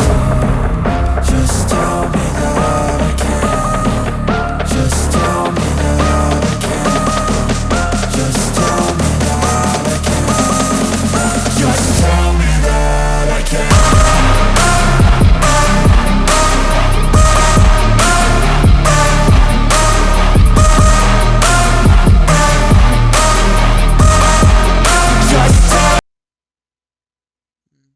I know places for that. What's up, Kelly? You excited for the party tonight? Hey, Marcus. That's why I was calling. I can't. You better not be bailing again. What is it this time? Still cat sitting? No, I can't. Let me guess. Your goldfish is depressed, again, and you can't leave it alone. No, I can't. Wait to come to your party. I'll come early to help set up. Then maybe you can beat my high score for once. And Kelly, is that really you? Yep. And I'm already here at your front door. Seriously? Yep. Red Bull gives you wings. The McDonald's breakfast is too good to speak deal. Sounds a lot like.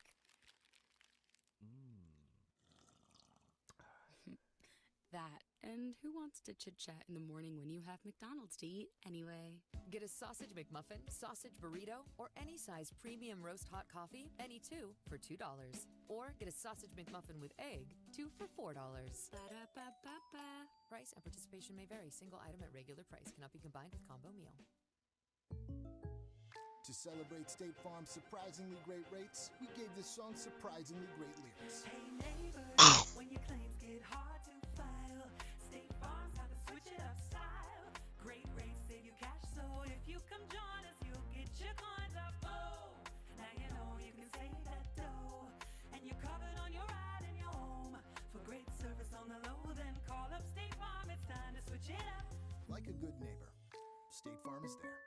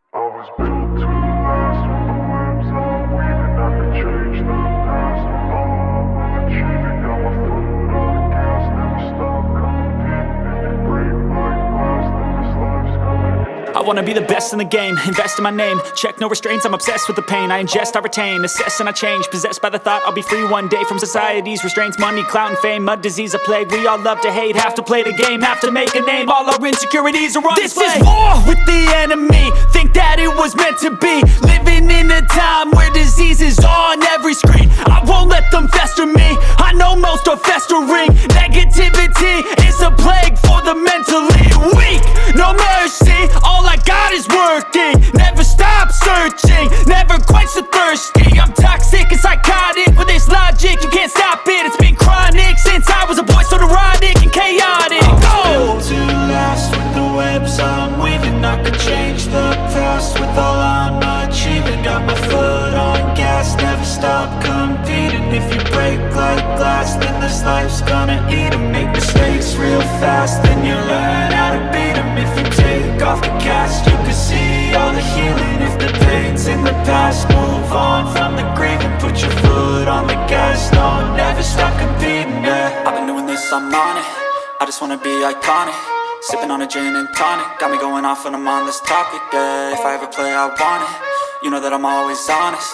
Stay away from those who are toxic. Keep them out your face, no way, you don't want it, yeah. Don't try to drain my energy. The enemy is everything. It's mentally, unhealthily, spreading like a rare disease. But I won't let it get to me. I don't need your therapy. I can leave a legacy of leading by intensity. Come on, we can fight this. Freedom is priceless. Spread just like a virus. Living in a crisis. Do you feel courageous? Do you seek greatness? Trust me, you can take it. Go on and take your aim. I'm built to last with the webs I'm weaving. I could change the past with all I'm achieving. Got my foot on gas, never stop competing. If you break like glass, then this life's gonna eat 'em. Make mistakes real fast, then you learn how to beat 'em. If you take off the cast, you can see all the healing. If the pain's in the past, move on from the grieving. Put your foot on the gas, no, never stop competing, yeah.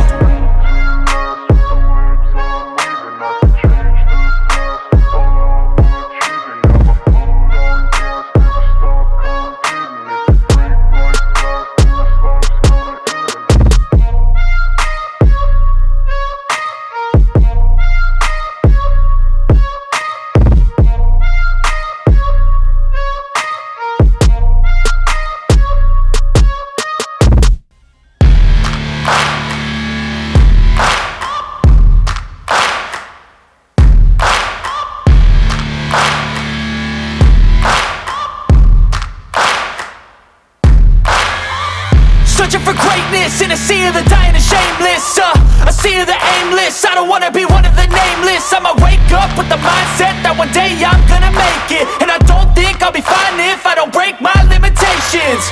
Don't try to stop me, I exist to write my own story. I'll make a decision if I want some peace or if I want the glory, yeah. Don't want a life that is complacent or possibly boring. I just want a life that is worth every day exploring. My whole life I just wanted someone who would notice me.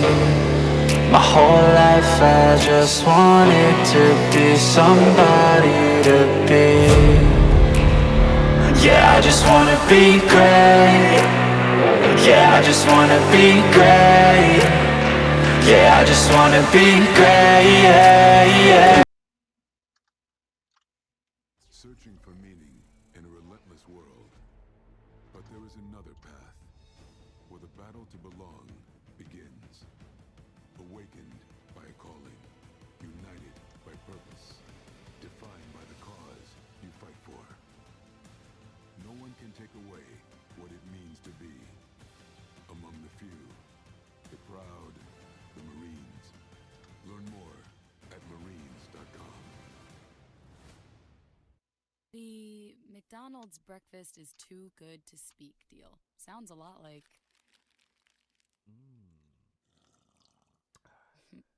that. And who wants to chit chat in the morning when you have McDonald's to eat anyway? Get a sausage McMuffin, sausage burrito, or any size premium roast hot coffee, any two for $2. Or get a sausage McMuffin with egg, two for $4. Ba-da-ba-ba-ba.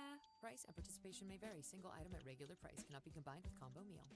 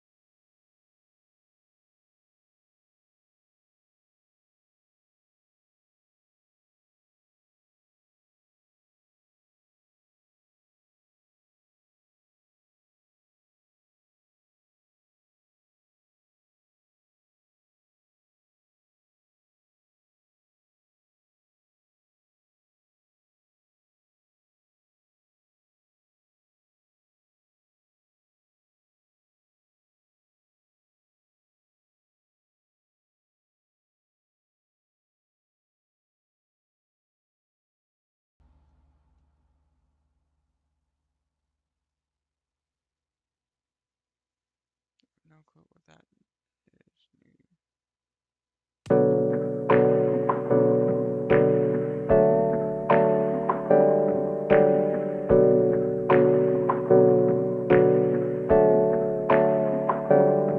Hey, I got something to say. I'm just so sick of hearing everyone complain. I know it's tough and I know there's pain, but hitting bottom is the only way to change. So I'll keep hustling, you keep struggling. Bitch, I'm humbling, keep mumbling. I'll keep doubling, you keep bluffing. You've got nothing, I'll keep hustling.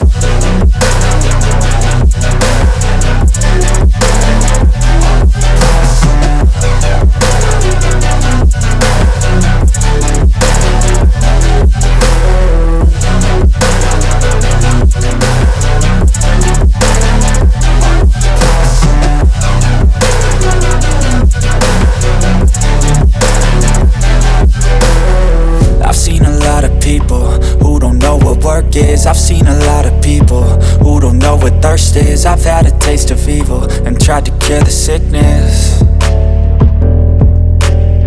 but I just keep my head down and focus on the facts. I'm setting down gravel while you just follow the path. I'll lead them into battle while you're just too scared to act. I'll leave the knife right in my back. So I'll keep hustling, you keep struggling. Bitch, I'm humbling, keep mumbling. I'll keep doubling, you keep bluffing. You've got nothing, I'll keep hustling.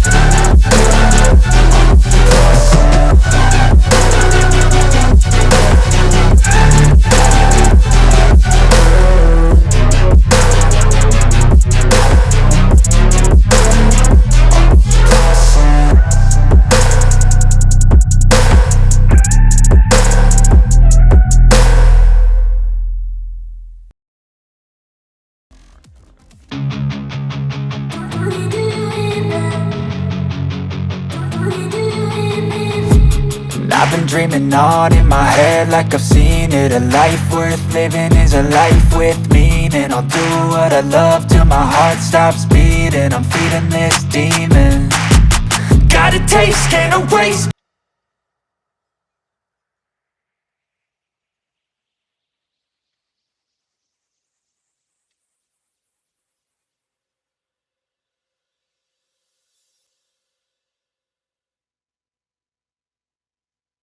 What's up, Kelly? You excited for the party tonight? Hey, Marcus. That's why I was calling. I You can't. better not be bailing again. What is it this time? Still cat sitting? No, I can't. Let me guess. Your goldfish is depressed, again, and you can't leave it alone. No, I can't. Wait to come to your party. I'll come early to help set up. Then maybe you can beat my high score for once. And Kelly, is that really you? Yep. And I'm already here at your front door. Seriously? Yep. Red Bull gives you wings. Let's go shop small all through this season. Bring a friend, walk the main streets, take your Amex, find a new treat. Let's go shop small this season. Shop small with Amex. To celebrate State Farm's surprisingly great rates, we gave this song surprisingly great lyrics. Hey neighbors, when your claims get hard to file, State Farm's got to switch it up style. Great rates save you cash, so if you come join us, you'll get your coins up. Oh, now you know you can save that dough, and you're covered on your ride and your home. For great service on the low, then call up State Farm. It's time to switch it up. Like a good neighbor, State Farm is there. Hello, you may know my voice. I'll tell you that you are late on a payment or you need to pay a fee before receiving a home loan and can pay right now using gift cards. But do not trust me. Calls asking for gift cards to solve a problem are always scams. Learn more at scamspotter.org.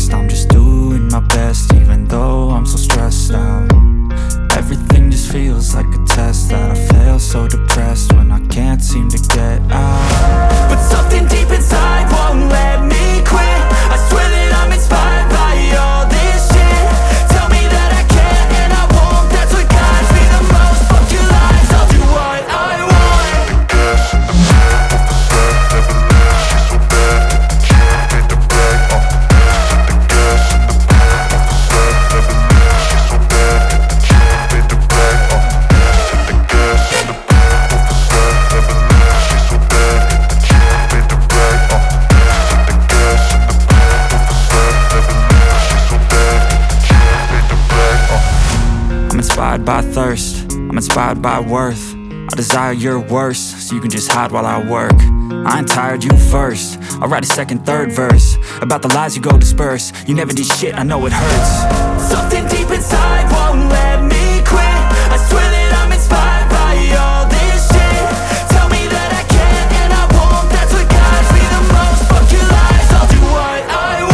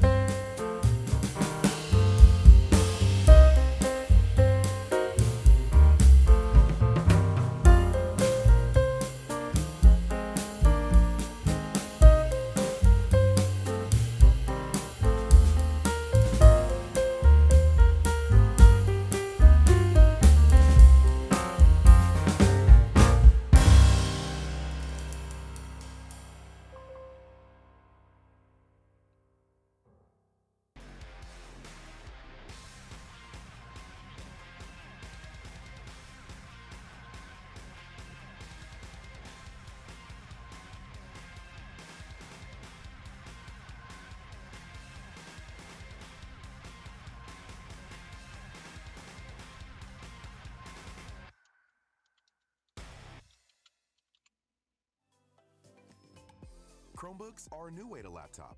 With virus protection that's built in, Chromebooks are secure, which means no more of this. Switch to a new way to laptop. Switch to Chromebook. Click the banner to learn more.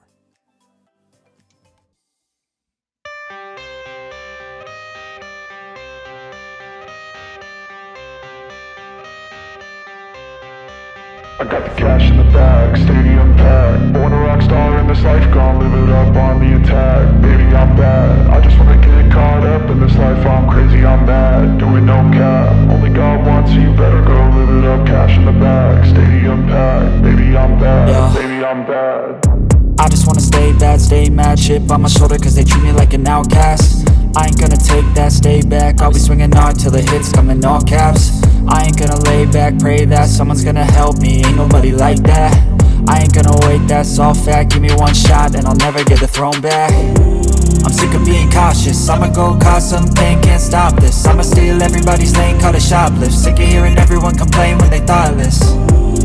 Taste the pain, it's like candy canes. It makes me go change into a better frame, into a better name. Society's insane, we all live for fame, yeah. Cash in the bag, stadium packed. Born a rock star in this life, gon' live it up on the attack. Baby, I'm bad, I just wanna get caught up in this life. I'm crazy, I'm mad, do it no cap. Only got one, so you better go live it up. Cash in the bag, stadium packed. Baby, I'm bad, baby, I'm bad. I got the cash in the bag, stadium packed. Born a rock star in this life, gon' live it up on the attack. Baby, I'm bad, I just wanna get caught up in this life. I'm crazy, I'm mad, do it no cap. Only got one, so you better go live it up. Cash in the bag, stadium packed. Baby, I'm bad, baby, I'm bad. Cash in the bag, stadium packed. Born a rock star in this life, gon' live it up on the attack. Baby, I'm bad, I just wanna get caught up in this life. I'm crazy, I'm mad, do it no cap. Only got one, so you better go live it up. Cash in the bag, stadium packed. Baby, I'm bad, baby, I'm bad. I won't obey.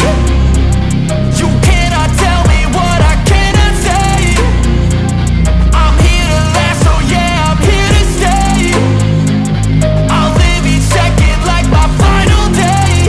You can't take that away, yeah. Cash in the bag, stadium packed. Born a rock star in this life, gon' live it up on the attack. Baby, I'm bad, I just wanna get caught up in this life. I'm crazy, I'm mad, do it no cap. Only got one, so you better go live it up. Cash in the bag, stadium packed. Baby, I'm bad, baby, I'm bad. I got the cash in the bag, stadium packed. Born a rock star in this life, gon' live it up on the attack. Baby, I'm bad, I just wanna get caught up in this life. I'm crazy, I'm mad, do it no cap. Only got one, so you better go live it up. Cash in the bag, stadium packed. Baby, I'm bad, baby, I'm bad. I got the cash in the bag, stadium packed. Born a rock star in this life, gon' live it up on the attack. Baby, I'm bad, I just wanna get caught up in this life. I'm crazy, I'm mad, do it no cap. Only got one, so you better go live it up. Cash in the bag, stadium packed. Baby, I'm bad, baby, I'm bad.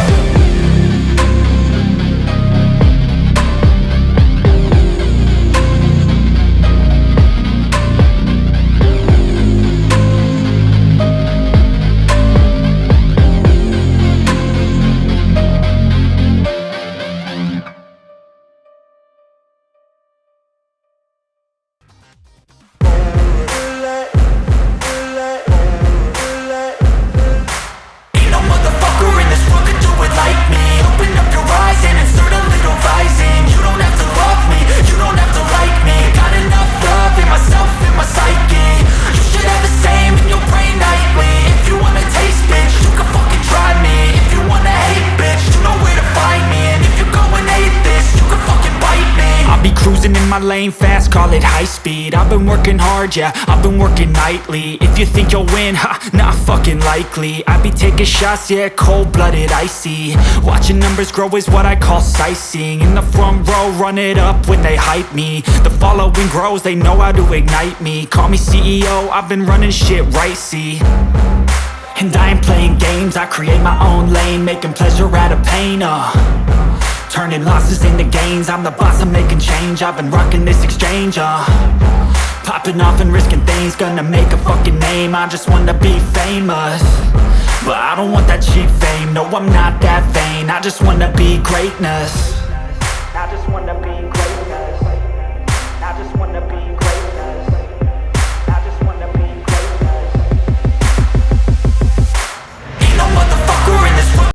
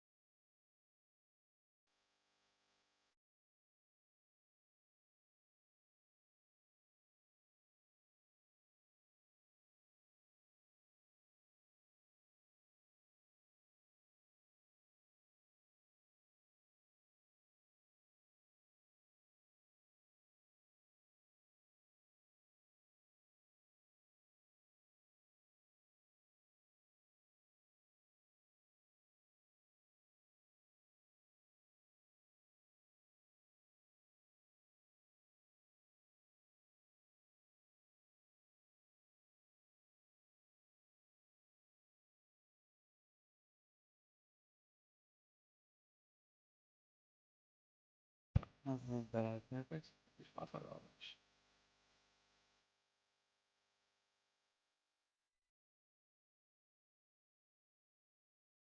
Hi, Thomas Willingham here with Christopher Chapman. Welcome back to Networking Fundamentals. We're in Module 1, Understanding Local Area Networking. Christopher? Well, that's pretty much what we're here to do. We're going to dive into our content finally for everybody who's excited and waiting anxiously to learn more about networking, which I know everybody is, because that's all everybody wants to learn Who about. couldn't be? It's networking. I mean, what more could you ask for? All it is kind of the foundation to everything I've ever done since I learned it. So I'd say it's important for that reason. Agreed. Yeah, we're going to jump right into some content, start giving you guys some information. It's going to be a lot of, I mentioned in the intro, a lot of kind of topic or word definitions. A lot of just technical content for the next little while. We're going to throw in some demos, hopefully keep a little bit exciting, show you a little bit about what we're talking about, and get through it as best we can. Module 1 is basically kind of an overview type module, so people may see it as a little drier, but I think with some of the slides that Christopher's created, we've got some really good animations going. So I think we're going to see some good high-value edutainment here, where you not only get some education, you're going to get some entertainment. We certainly hope so. Okay, so let's dive in. Okay, so understanding local area networking. First of all, we have objectives. And when we teach this course, we want to be talking about or keeping in mind that there is a test associated with this course. Christopher, how does that test work?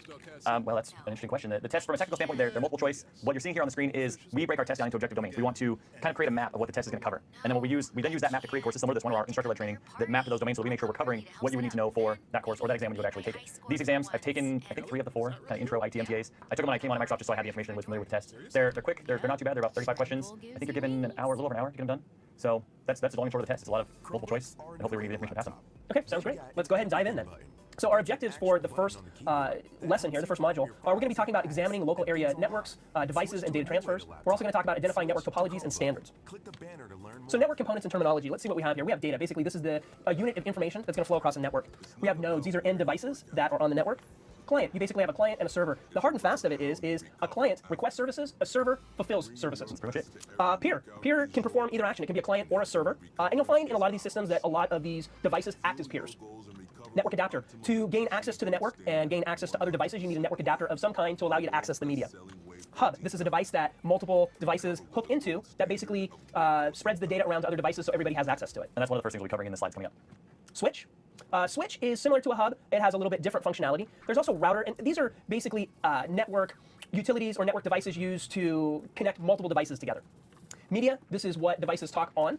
Media could be cable, wireless. There's different types of media. Transport protocol. Transport protocol is what's used. So basically, any system that enables communication has rules. Let's think of the English language. It has rules.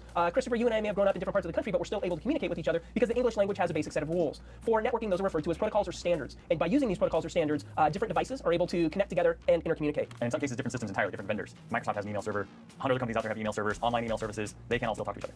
Exactly, exactly. And then finally, bandwidth. This is what you can actually use to transfer data across a network. What's available to you? Local area network. So basically the basic definition of what a local area network is. A local area network is a group of computers confined to a small geographic area, such as a single building. So this is the basic building block of what a network is. In some cases in my past, that would be my dining room. There have been times where, when I started learning, I don't know how many people in IT do this. I've heard some stories from some other people. You want to get used to networking, you want to get used to building networks, you want to get used to servers and the services they provide, which we're going to talk about later. So I've had times in my life where a dining room is full of 6, 7, 8 computers just stacked up in a corner somewhere, nice and out of the way and quiet, not bugging anyone else in the house, of course, taking up any space at all. And that's essentially a LAN. It's a small geographic area, small room, computers connected to it. Okay, another kind of small example like that, it's game night. It's game night. You, 4 or 5 of your friends have all brought your computers over, have all brought their monitors over. And so if they all interconnect and use a hub, is that considered a network? That is a LAN, exactly. Oh, perfect, great, okay. So basically a group of devices that share a common medium, such as cable or wireless. And that one's, we'll get into some finer points. That one's a little tricky because technically a LAN can, in this particular instance, given that definition, a LAN can have both and still be considered a local area network. I can have a wireless device plugged in via a wire to a hub or a switch, which we're going to learn about. And that provides wireless access to computers that also have access to wired computers via that other device. So yeah, same idea. So typically when we refer to local area network, we're referring to a smaller geography, so devices that are closer together as opposed to, I'll just throw out a term, a wide area network where things are more geographically dispersed, maybe buildings, countries. Yep. I'd say here, I mean, even in the building we're in right now, it's four floors. I'm not even sure we consider the building a local area network. It might be per floor a local area network. A lot of that would come down to how IT has it set up and how they've divided everything, but I don't have privy access to that private information. Well, and local area networks also deal with like sub-networking and things of that nature, which are some exciting topics that we'll be dealing with here later. Yeah, so indeed. There's a hook right there. If you're thinking of, hey, I don't know if I should watch all of this, we're going to talk about sub-networking later. So if that doesn't hook you, I don't know what will. So let's go ahead and talk about the basic of a network. So networks are used to exchange data. And reasons for networks include sharing information, communicating, organizing data. So this is all kind of generic. Sharing information. What kind of information could we share, Christopher? Anything. Pictures, music, movies. I mean, on a LAN that we have licenses for, of course, we don't have any gray area here.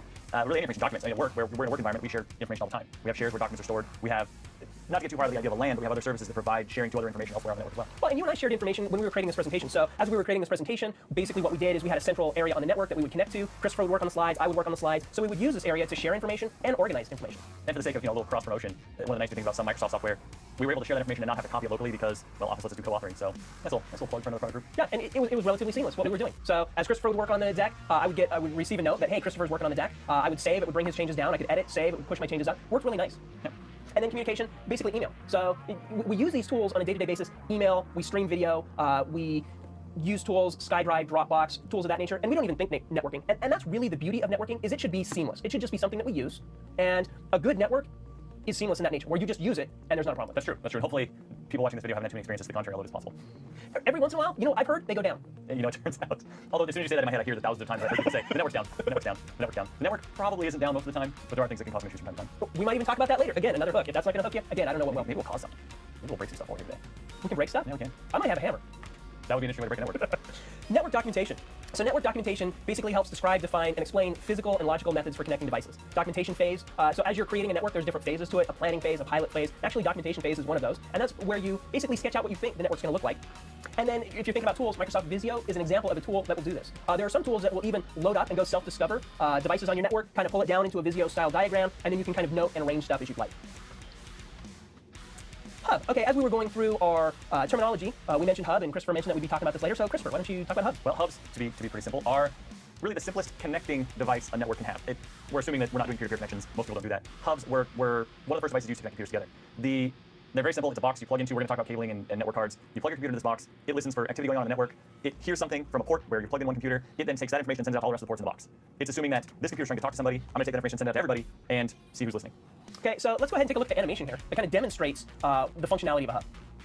So basically, we have our devices here, and we have our hub, and those lightning bolts represent data traveling, or that could travel across the network. And basically what we have is we have this little dot here representing a packet. So this is a server or a device requesting information or sending information to another device. So notice what we have here. That unit of information goes to the hub. Now the hub doesn't pick what device it sends it to. It just broadcasts that information to all the other devices on the network. And if any of those devices don't need that information, they just ignore it. They still get it. They still hear it. They just pay no attention to it. Okay, so if I'm in a room talking to a group of people, but I'm talking specifically to Christopher, I'll use his name. I'll say, hey, Christopher. The other people in the room, although I'm loud, will hear my voice. They'll know that I'm talking directly to Christopher. Pretty much. It's a good analogy. Okay, so we have a hub. Now, a switch, on the other hand, is kind of a fancy hub. It's a smarter version of a hub. Where a hub takes in information and then broadcasts that everywhere, a switch, on the other hand, is more selective about how it sends out information. How is it selective, Christopher? So another thing we'll talk about a little later is what's called a MAC address. It's an address assigned to the physical network port on a network card in a computer, on any computer. Every computer that has a network card, that network port has an address assigned to it. And we'll get into, there are actually multiple types of addresses assigned. What a switch does is it keeps track of which addresses from which devices are connected to it. So it's not that the ports on the switch have that address themselves, it's just that they know who's at the end of it. So when computer A sends me a piece of information, the switch is going to look at that information, kind of open it up a little bit, look at the header, the top of the file, and say, this is destined for a computer that has this MAC address, is what it's called. And we'll learn about that more. I know exactly which port that MAC address is connected to, so I'm just going to send it down that port. So basically what we have is instead of that information being broadcast everywhere, it's broadcast to specific ports. So now our network's not flooded with basically all this noise or all this data being transferred everywhere. The information is basically sent along very specific paths. So let's take a look at the PowerPoint here. And Christopher, again, has another amazing animation that will demonstrate how this works. So notice again, we have the start system here that initiates a packet being sent. It sends the packet to the switch. This is where Christopher mentioned, hey, the switch evaluates where is the destination and says, hey, the destination is this system. And at the same time, another system initiated a packet, sent that to the switch, and the switch said, hey, that goes to this one here. So it really allows, so a hub basically takes anything and broadcasts it out. A switch, on the other hand, is very deliberate about receiving a packet and then sending that packet on a very specific path. And one of the things that brings us in terms of bandwidth, we talked about bandwidth on the first slide. You see when you purchase these devices, they're rated for a certain amount of bandwidth. You'll see hubs with 10 megabits per second, 100 megabits per second. You'll see switches with 10 or 100 or even 1,000 megabits per second if they're a gigabit switch. One of the very important differences that even I didn't learn right away when I started learning is that with a hub, because of the broadcast nature of the technology, that bandwidth advertised on the device is shared. So that hub can support 100 megabits per second across all its ports at any given time. So if I'm sending a large file to a server or to another computer in my house, and someone else decides to send a large file to another computer, my bandwidth is essentially cut in half, so that they can have some to use as well. Switches, because they have addressable ports and can keep track of where traffic is supposed to go, that is not the case. Switches, that traffic is available to every port at any given time. Now, if you have two computers, say, sending a large file to the same computer, you're still going to run into bandwidth issues because now you've got the same two ports bringing in traffic, but only one sending it out. But the switch as a product is technically able to support all that bandwidth per port. Okay, so next, we've talked about the hub, we've talked about the switch, now let's talk about a router. So if we look at the slide, basically, you see that the configurations look very similar. The hub, the switch, the router, there's what we refer to as a star topology here. So all these devices star into the router. The router enables computers to communicate to a different network. We haven't quite talked about that yet. The easiest thing to think about is, and the way most people think about routers is, a router enables me to communicate with the internet. Yep. So I have my home network, my work network. It has one LAN, one type of network on it. I use my router, and it enables me to connect to another network, at this point being the internet. It's the best example that we can come up with pretty much any time. Okay, so if we look at the graphic here, we see that the internet, that big huge cloud, and Christopher's using some very basic graphics here. So when you see a cloud like this, they're typically referring to the internet. When you see a device in the middle like this, that's typically referring to a hub, a switch, a router. The kind of block on the left, typically a server. The one on the right with the monitor and the block, the computer, is a computer, and then the basic one on the bottom is a laptop. So we talked about documenting your network. This is the type of icons that you'll use to document your network. Potentially, yeah. So we've talked about hubs, we've talked about switches, we've talked about routers. Now let's talk about how we get devices connected to a hub, a device, a router. So basically, how do we get connected to the network. Sounds about right. Okay, so we have a network adapter. I'm sure pretty much if anyone has looked at their computer, laptop, desktop, whatever, they've probably seen this type of port.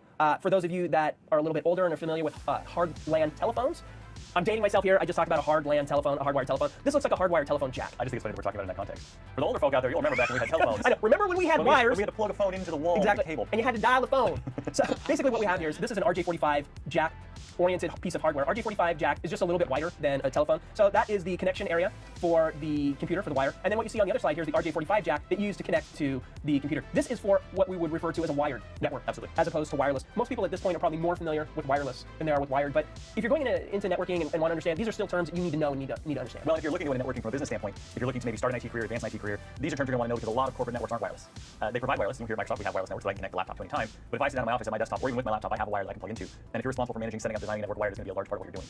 Well, and even though your network has wireless in it, most likely when we talk about servers are going to be wired. Yeah, absolutely. So there's going to be part of your network infrastructure that does have wires associated with it. Yeah. I can actually tell, I was looking at the pictures and I'm remembering funny stories. Back when I was learning how to do all of this, how to build a network. I was 14, 15 years old. I had gotten a copy of NT4 perfectly legitimately from a reputable source.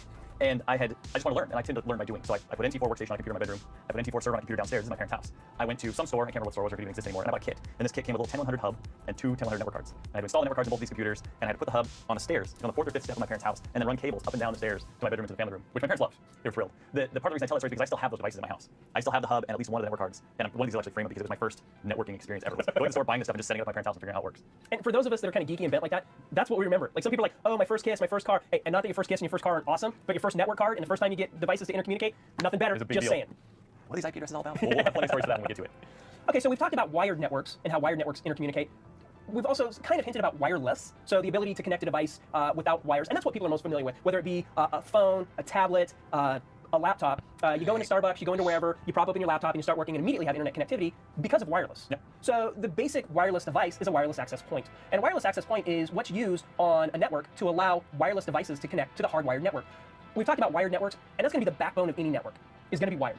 And then you will have areas that allow wireless to connect to your wired network. Wireless access points are basically what do that. Yep. And they allow smartphones, PDAs, tablets, laptops, PCs. Nowadays. Even desktops, desktops will come with wireless adapters, so you can take it home, unbox it, set it up. You don't have to worry about just one less wire to junk up your office, bedroom, living room, wherever you put your computer. Well, and some of us enjoy having the hub in the living room and a wire running to every bedroom. By some of us, it's like 3 of us, but we do. We love it. It's neat, you know, and tripping over it in the middle of the night just reinforces that joy of, I have a network at home, I rock. Oh my goodness. But, you know, for those of us with families and stuff, with spouses who are like, yeah, you're not gonna run wires all over the house.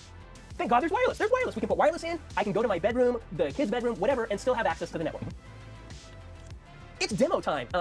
We kind of drew straws and we decided that Christopher was going to be demo Dolly this time. So we're going to head over to Christopher's computer. And what do you have for us, Christopher? All right, well, I think we're going to look at we're going to look at the devices we talked about from a computer standpoint. We're going to start with Device Manager. Actually, I'm going to start somewhere else. So on a modern PC, we're looking at Windows 8 PC right here. I've cleaned up the desktop. I've just put some shortcuts here that we're going to be using. But I don't want to start there.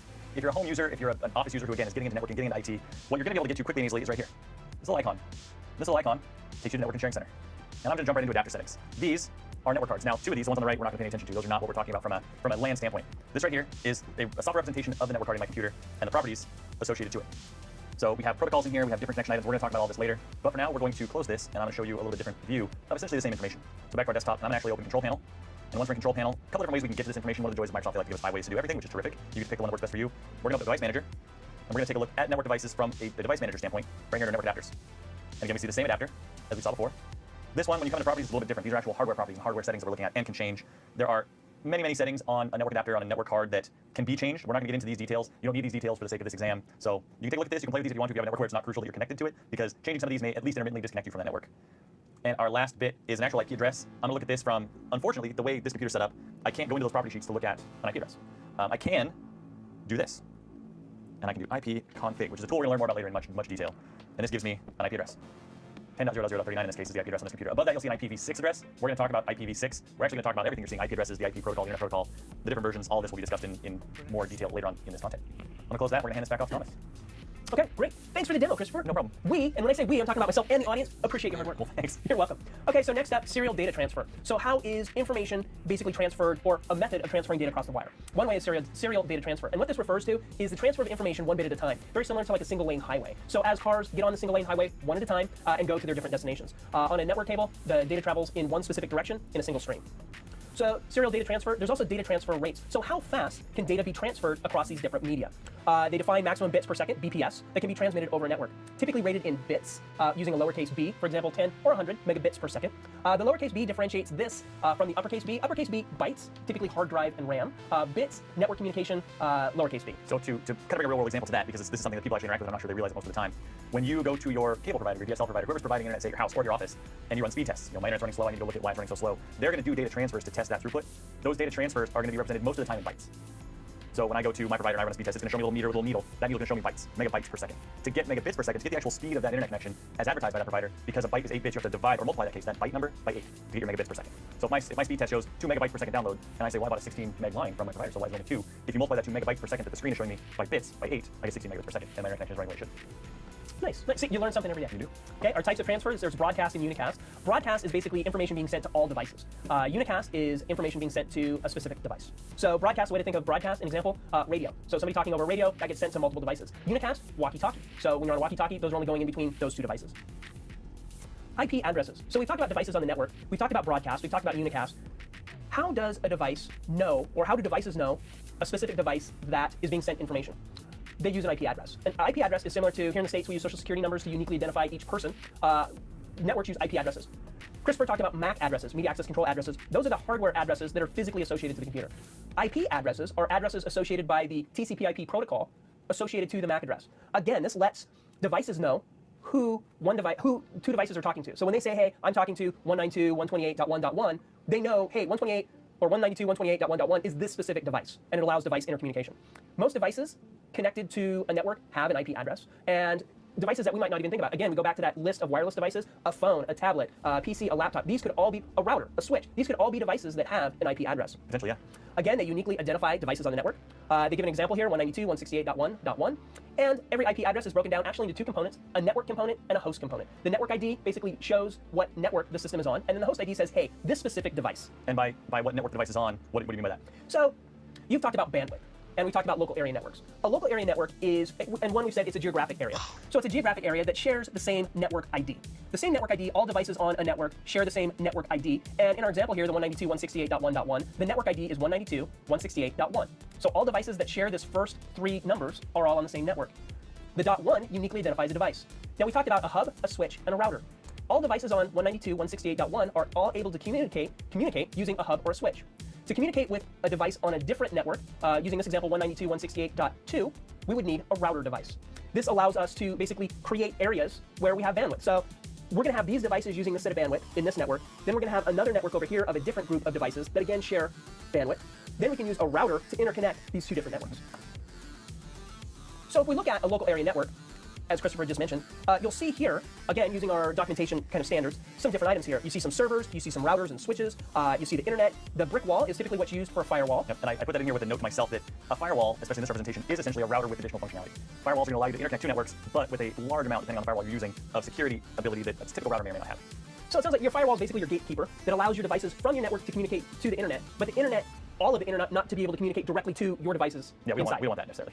And that's how we create like denial of service attacks and things like that, is firewalls not being properly set up and allowing what you could refer to as malicious communication to come in from the internet into your internal network. Or sometimes externally. I don't know if we'll get into those details today, but sometimes firewalls can be used for containment. If something has managed to get to my network, has a virus, malware, some sort of other potential security issue that could happen inside a network, that firewall may keep it contained. If I have other sites that I don't want it to get out to, there's a lot of, we get into security, we'll be here for weeks and weeks and weeks. Very good, very good. And then notice, let's actually go back to the graphic really quick. Notice we also have a wireless access point here. So we have our wired network, we have our firewall, we have internet connectivity, we have devices connecting to hubs, we have servers. We also have a wireless access point and wireless devices connecting to the network. Yeah, this is pretty representative of really any network. This could be at your house, although maybe on a smaller scale. This could be your office on any scale. This could be here at Microsoft on a massive and global scale. But at the end of the day, these are the pieces that make it up. Devices, servers, switches, firewalls, wireless access points. It gets much more complicated when you get into the details, but this is the general idea. So at this point, people have a pretty decent understanding. Now it's just about scale. Yeah. So all these components, and these components, we've simplified stuff, and things in a basically production environment might be a lot more complex. But these basic hub, router, switches, client, server, peer, wireless access point, these are all things that you'll find in your neighborhood, basically. And in some cases in my living room, or in someone's living room. Yeah, exactly. Yeah. Virtual LAN. So a VLAN is a group of hosts with a common set of requirements that communicate as if they were connected together in a normal fashion on one switch, regardless of their physical location. Okay, so let's take a look at what that means. We've talked about the fact that a switch has the ability to know the device at the end of the port. So hey, this is device 1, this is device 2. So a virtual LAN allows us to group those devices together. So hey, devices on ports 1, 5, and 10 are on a single network, or virtual LAN. And what that allows me to do is it lets me take a switch, which is not necessarily the smartest of network devices. It's not built for subdivision, and it lets me subdivide. It lets me say ports 1, 5, and 10 are isolated. I want those three computers to talk to themselves. I don't want them to talk to anything else or anything else to talk to them. So in this case, we've got computers connected to 3 servers, 3 workstations at a wireless access point, connected to 6 of the 10 ports on this hypothetical switch, and we've divided it according to the table on the left. This is called tagging. You're going to go into that switch, you're going to pull up the configuration for those ports, you're going to VLAN tag those ports with an ID. In this case, the IDs I've listed on the left, 1 and 2, basically divided this into 2 different networks. So ports 1 and 2, if we go from the upper left to the lower right, the way we normally read, the first 2 computers, the first server, and the third server are all on the same VLAN and wireless access point. So those 2 PCs are wireless devices, and 2 of the 3 servers are talking to each other, connected to each other, fully functional as a network. However, port 3, which is our third PC, and port 7, which is our second server, are isolated. They're still connected to each other, they can still talk to each other, they cannot necessarily talk to the other devices on that switch. And so an example of this might be your accounting department. Maybe you don't want your accounting department, the information there, maybe they're working on super secret projects, or you just don't want accounting information on the rest of the network. You can separate the accounting area out, and so none of the servers, even though they're all on the same physical network, logically, they can't talk to each other. Correct. And I could use a router to do that. I mean, I could use a router to physically separate those networks, but they're expensive. Part of the reason VLANs kind of came to be, it's a slightly less, well, in some cases, a considerably less expensive way to do this isolation. So basically, we're using software implementation instead of a hardware implementation for this virtual network. Yep, in this case. Okay, network topologies. Network topologies basically is how the network is physically laid out. There are different types of network topologies: bus, ring, star, mesh, and tree. If we look at our graphic here, the bus, ring, and star, mesh, and tree refer to a physical layout. So bus, basically inline. This is old-style coax Ethernet. Basically what you would have is a single coax cable that would run from one area to another. As you hook devices in, you had a little T connector. You would start the cable, you'd hook it into one area of the T, so you have basically this T connector, the cable comes in one area, this connects to the device, this cable runs out this area, and then this device is now in line with the rest. The end device, you would have to basically put an end cap on to finish it up. And if any of the devices got disconnected or the signal didn't go quite right, your whole network went down. The best way to think about that, Christmas tree lights. Who hasn't fought over Christmas tree lights? The one bulb goes dead, all your bulbs go dead, and now you're sitting there, drinking your sorrows away. Not that I advocate drinking, but drinking your sorrows away because you got to sit there with, a bazillion bulbs and then try and pick one out, put the new one in. And so basically that's an example of that topology. Yep. All that Christmas light drinking thing, all for that example. Exactly. Not much you're going to see, luckily, for the sake of Thomas's not advocating drinking, luckily not a topology you see much anymore. Ring is basically things connected in a ring fashion. And typically when we refer to ring, that's more a logical topology than a physical topology.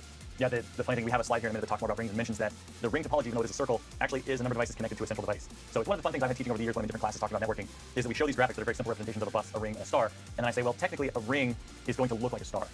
But it works logically as a ring. As a ring, yes. Okay? Which brings us to star, and we've seen evidence of this before. If you think of that middle piece, that purple piece, that's the hub. Or the switch, yeah. Or the switch, and then all the green is the cable, the purple is all the devices, and basically all that interconnection. Mesh is 10-digit double I free for all. Yeah. Mesh is basically everything connected to everything else. Mesh is what you would have to do if you wanted a star without the central device.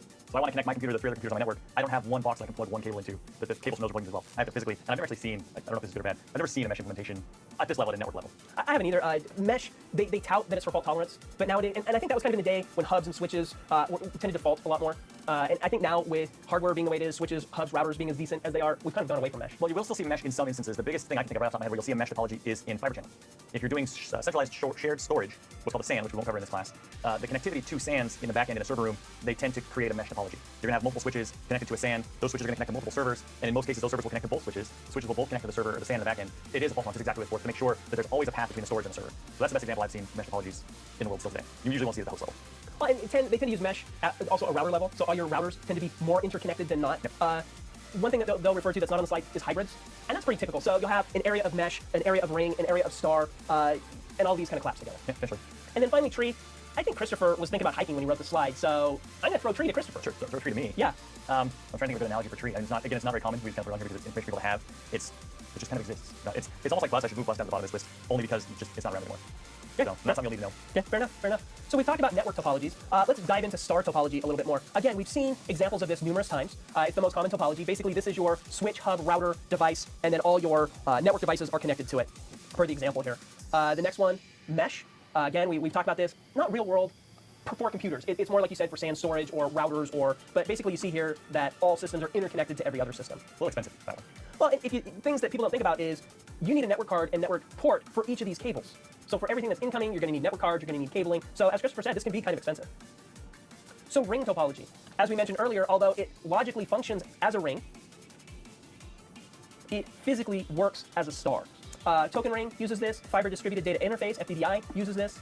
But like I said, typically the physical layout is a star layout. Device is plugged into a central connecting point.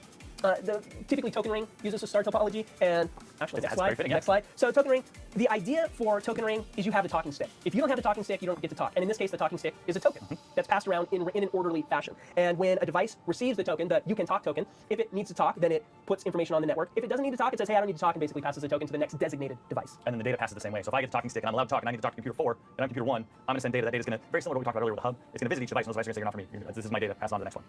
Not the most efficient. And then finally, Ethernet. Ethernet is a physical topology. It's from the Institute of Electrical and Electronics Engineers, IEEE, and it's standard 802.3. So we talked about standards, the English language protocols. This is the protocol or the standard that allows devices to physically connect to a network. It mentions that Ethernet is the de facto standard. There's multiple types of standards here. There's ones that have been voted in that a whole bunch of groups agree on and say, hey, we're going to make this the standard. There's also the de facto standard. So this is the standard that we've used forever, so we're just going to agree that this is what we're going to use.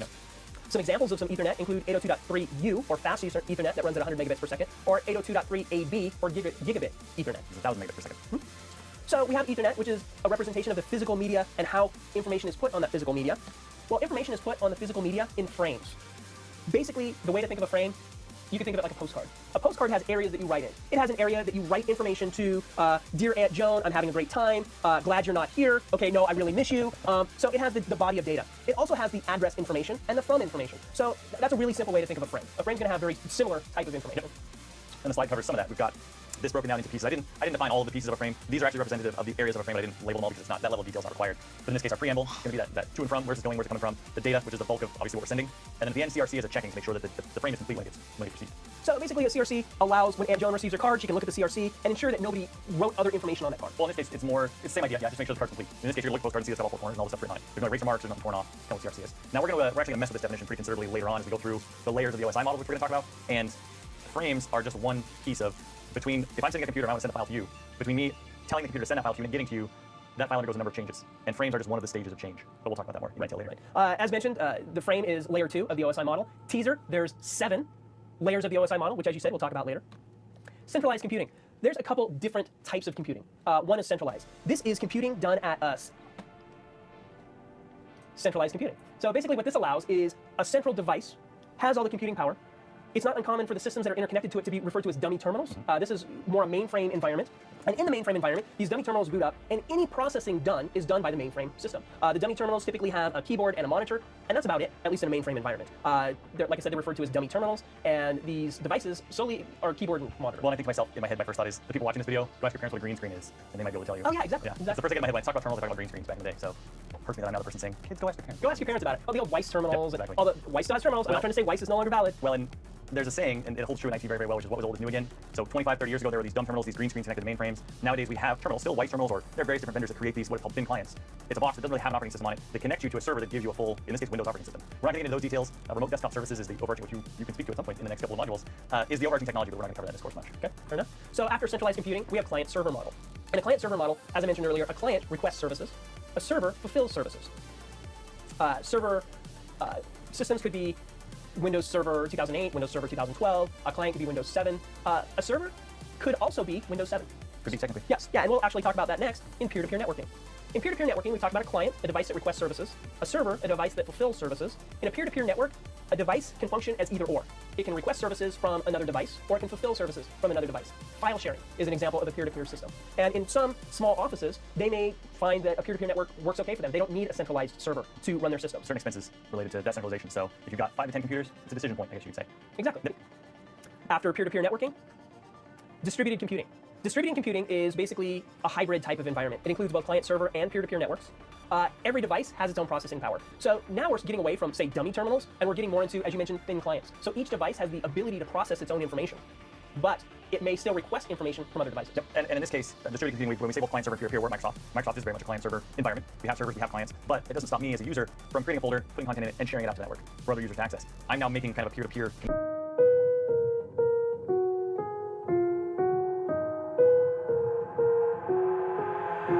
I've got an itch I can't scratch, I'm missing a piece that completes a whole part of me, an open wound scar to see.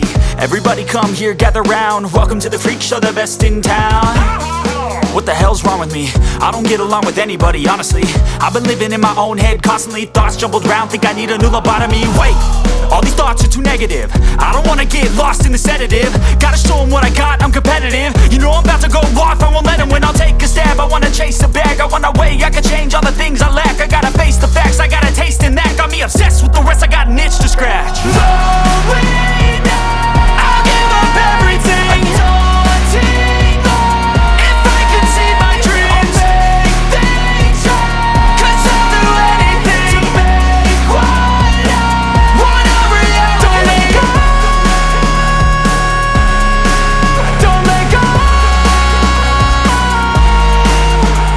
I'll make things right. 'Cause I'll do anything to make what I wanna reality. I just wanna find a way out, sick of the venom in my brain. Running from the past, wanna escape my pain. I just wanna be a better person, I deserve this. I just wanna break these chains. Always asking for greatness, true to myself, I never fake it. Seen too many once, I just so they get famous. And when I say the truth, most really can't take it. In spite of everything I've been through, I'ma make it. Fake friends, but on my downfall is toxic. Day one, started to outlaws for profit. Now all I do is write verses, no talking. All I do is put the work in, no option. This was everything I ever wanted. Created a legacy off of me just being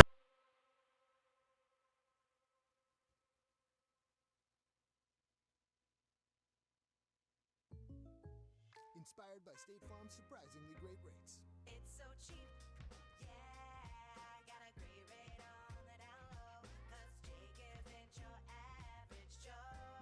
Like a good neighbor, State Farm is there. Yuletide greetings from your Uncle Cooper.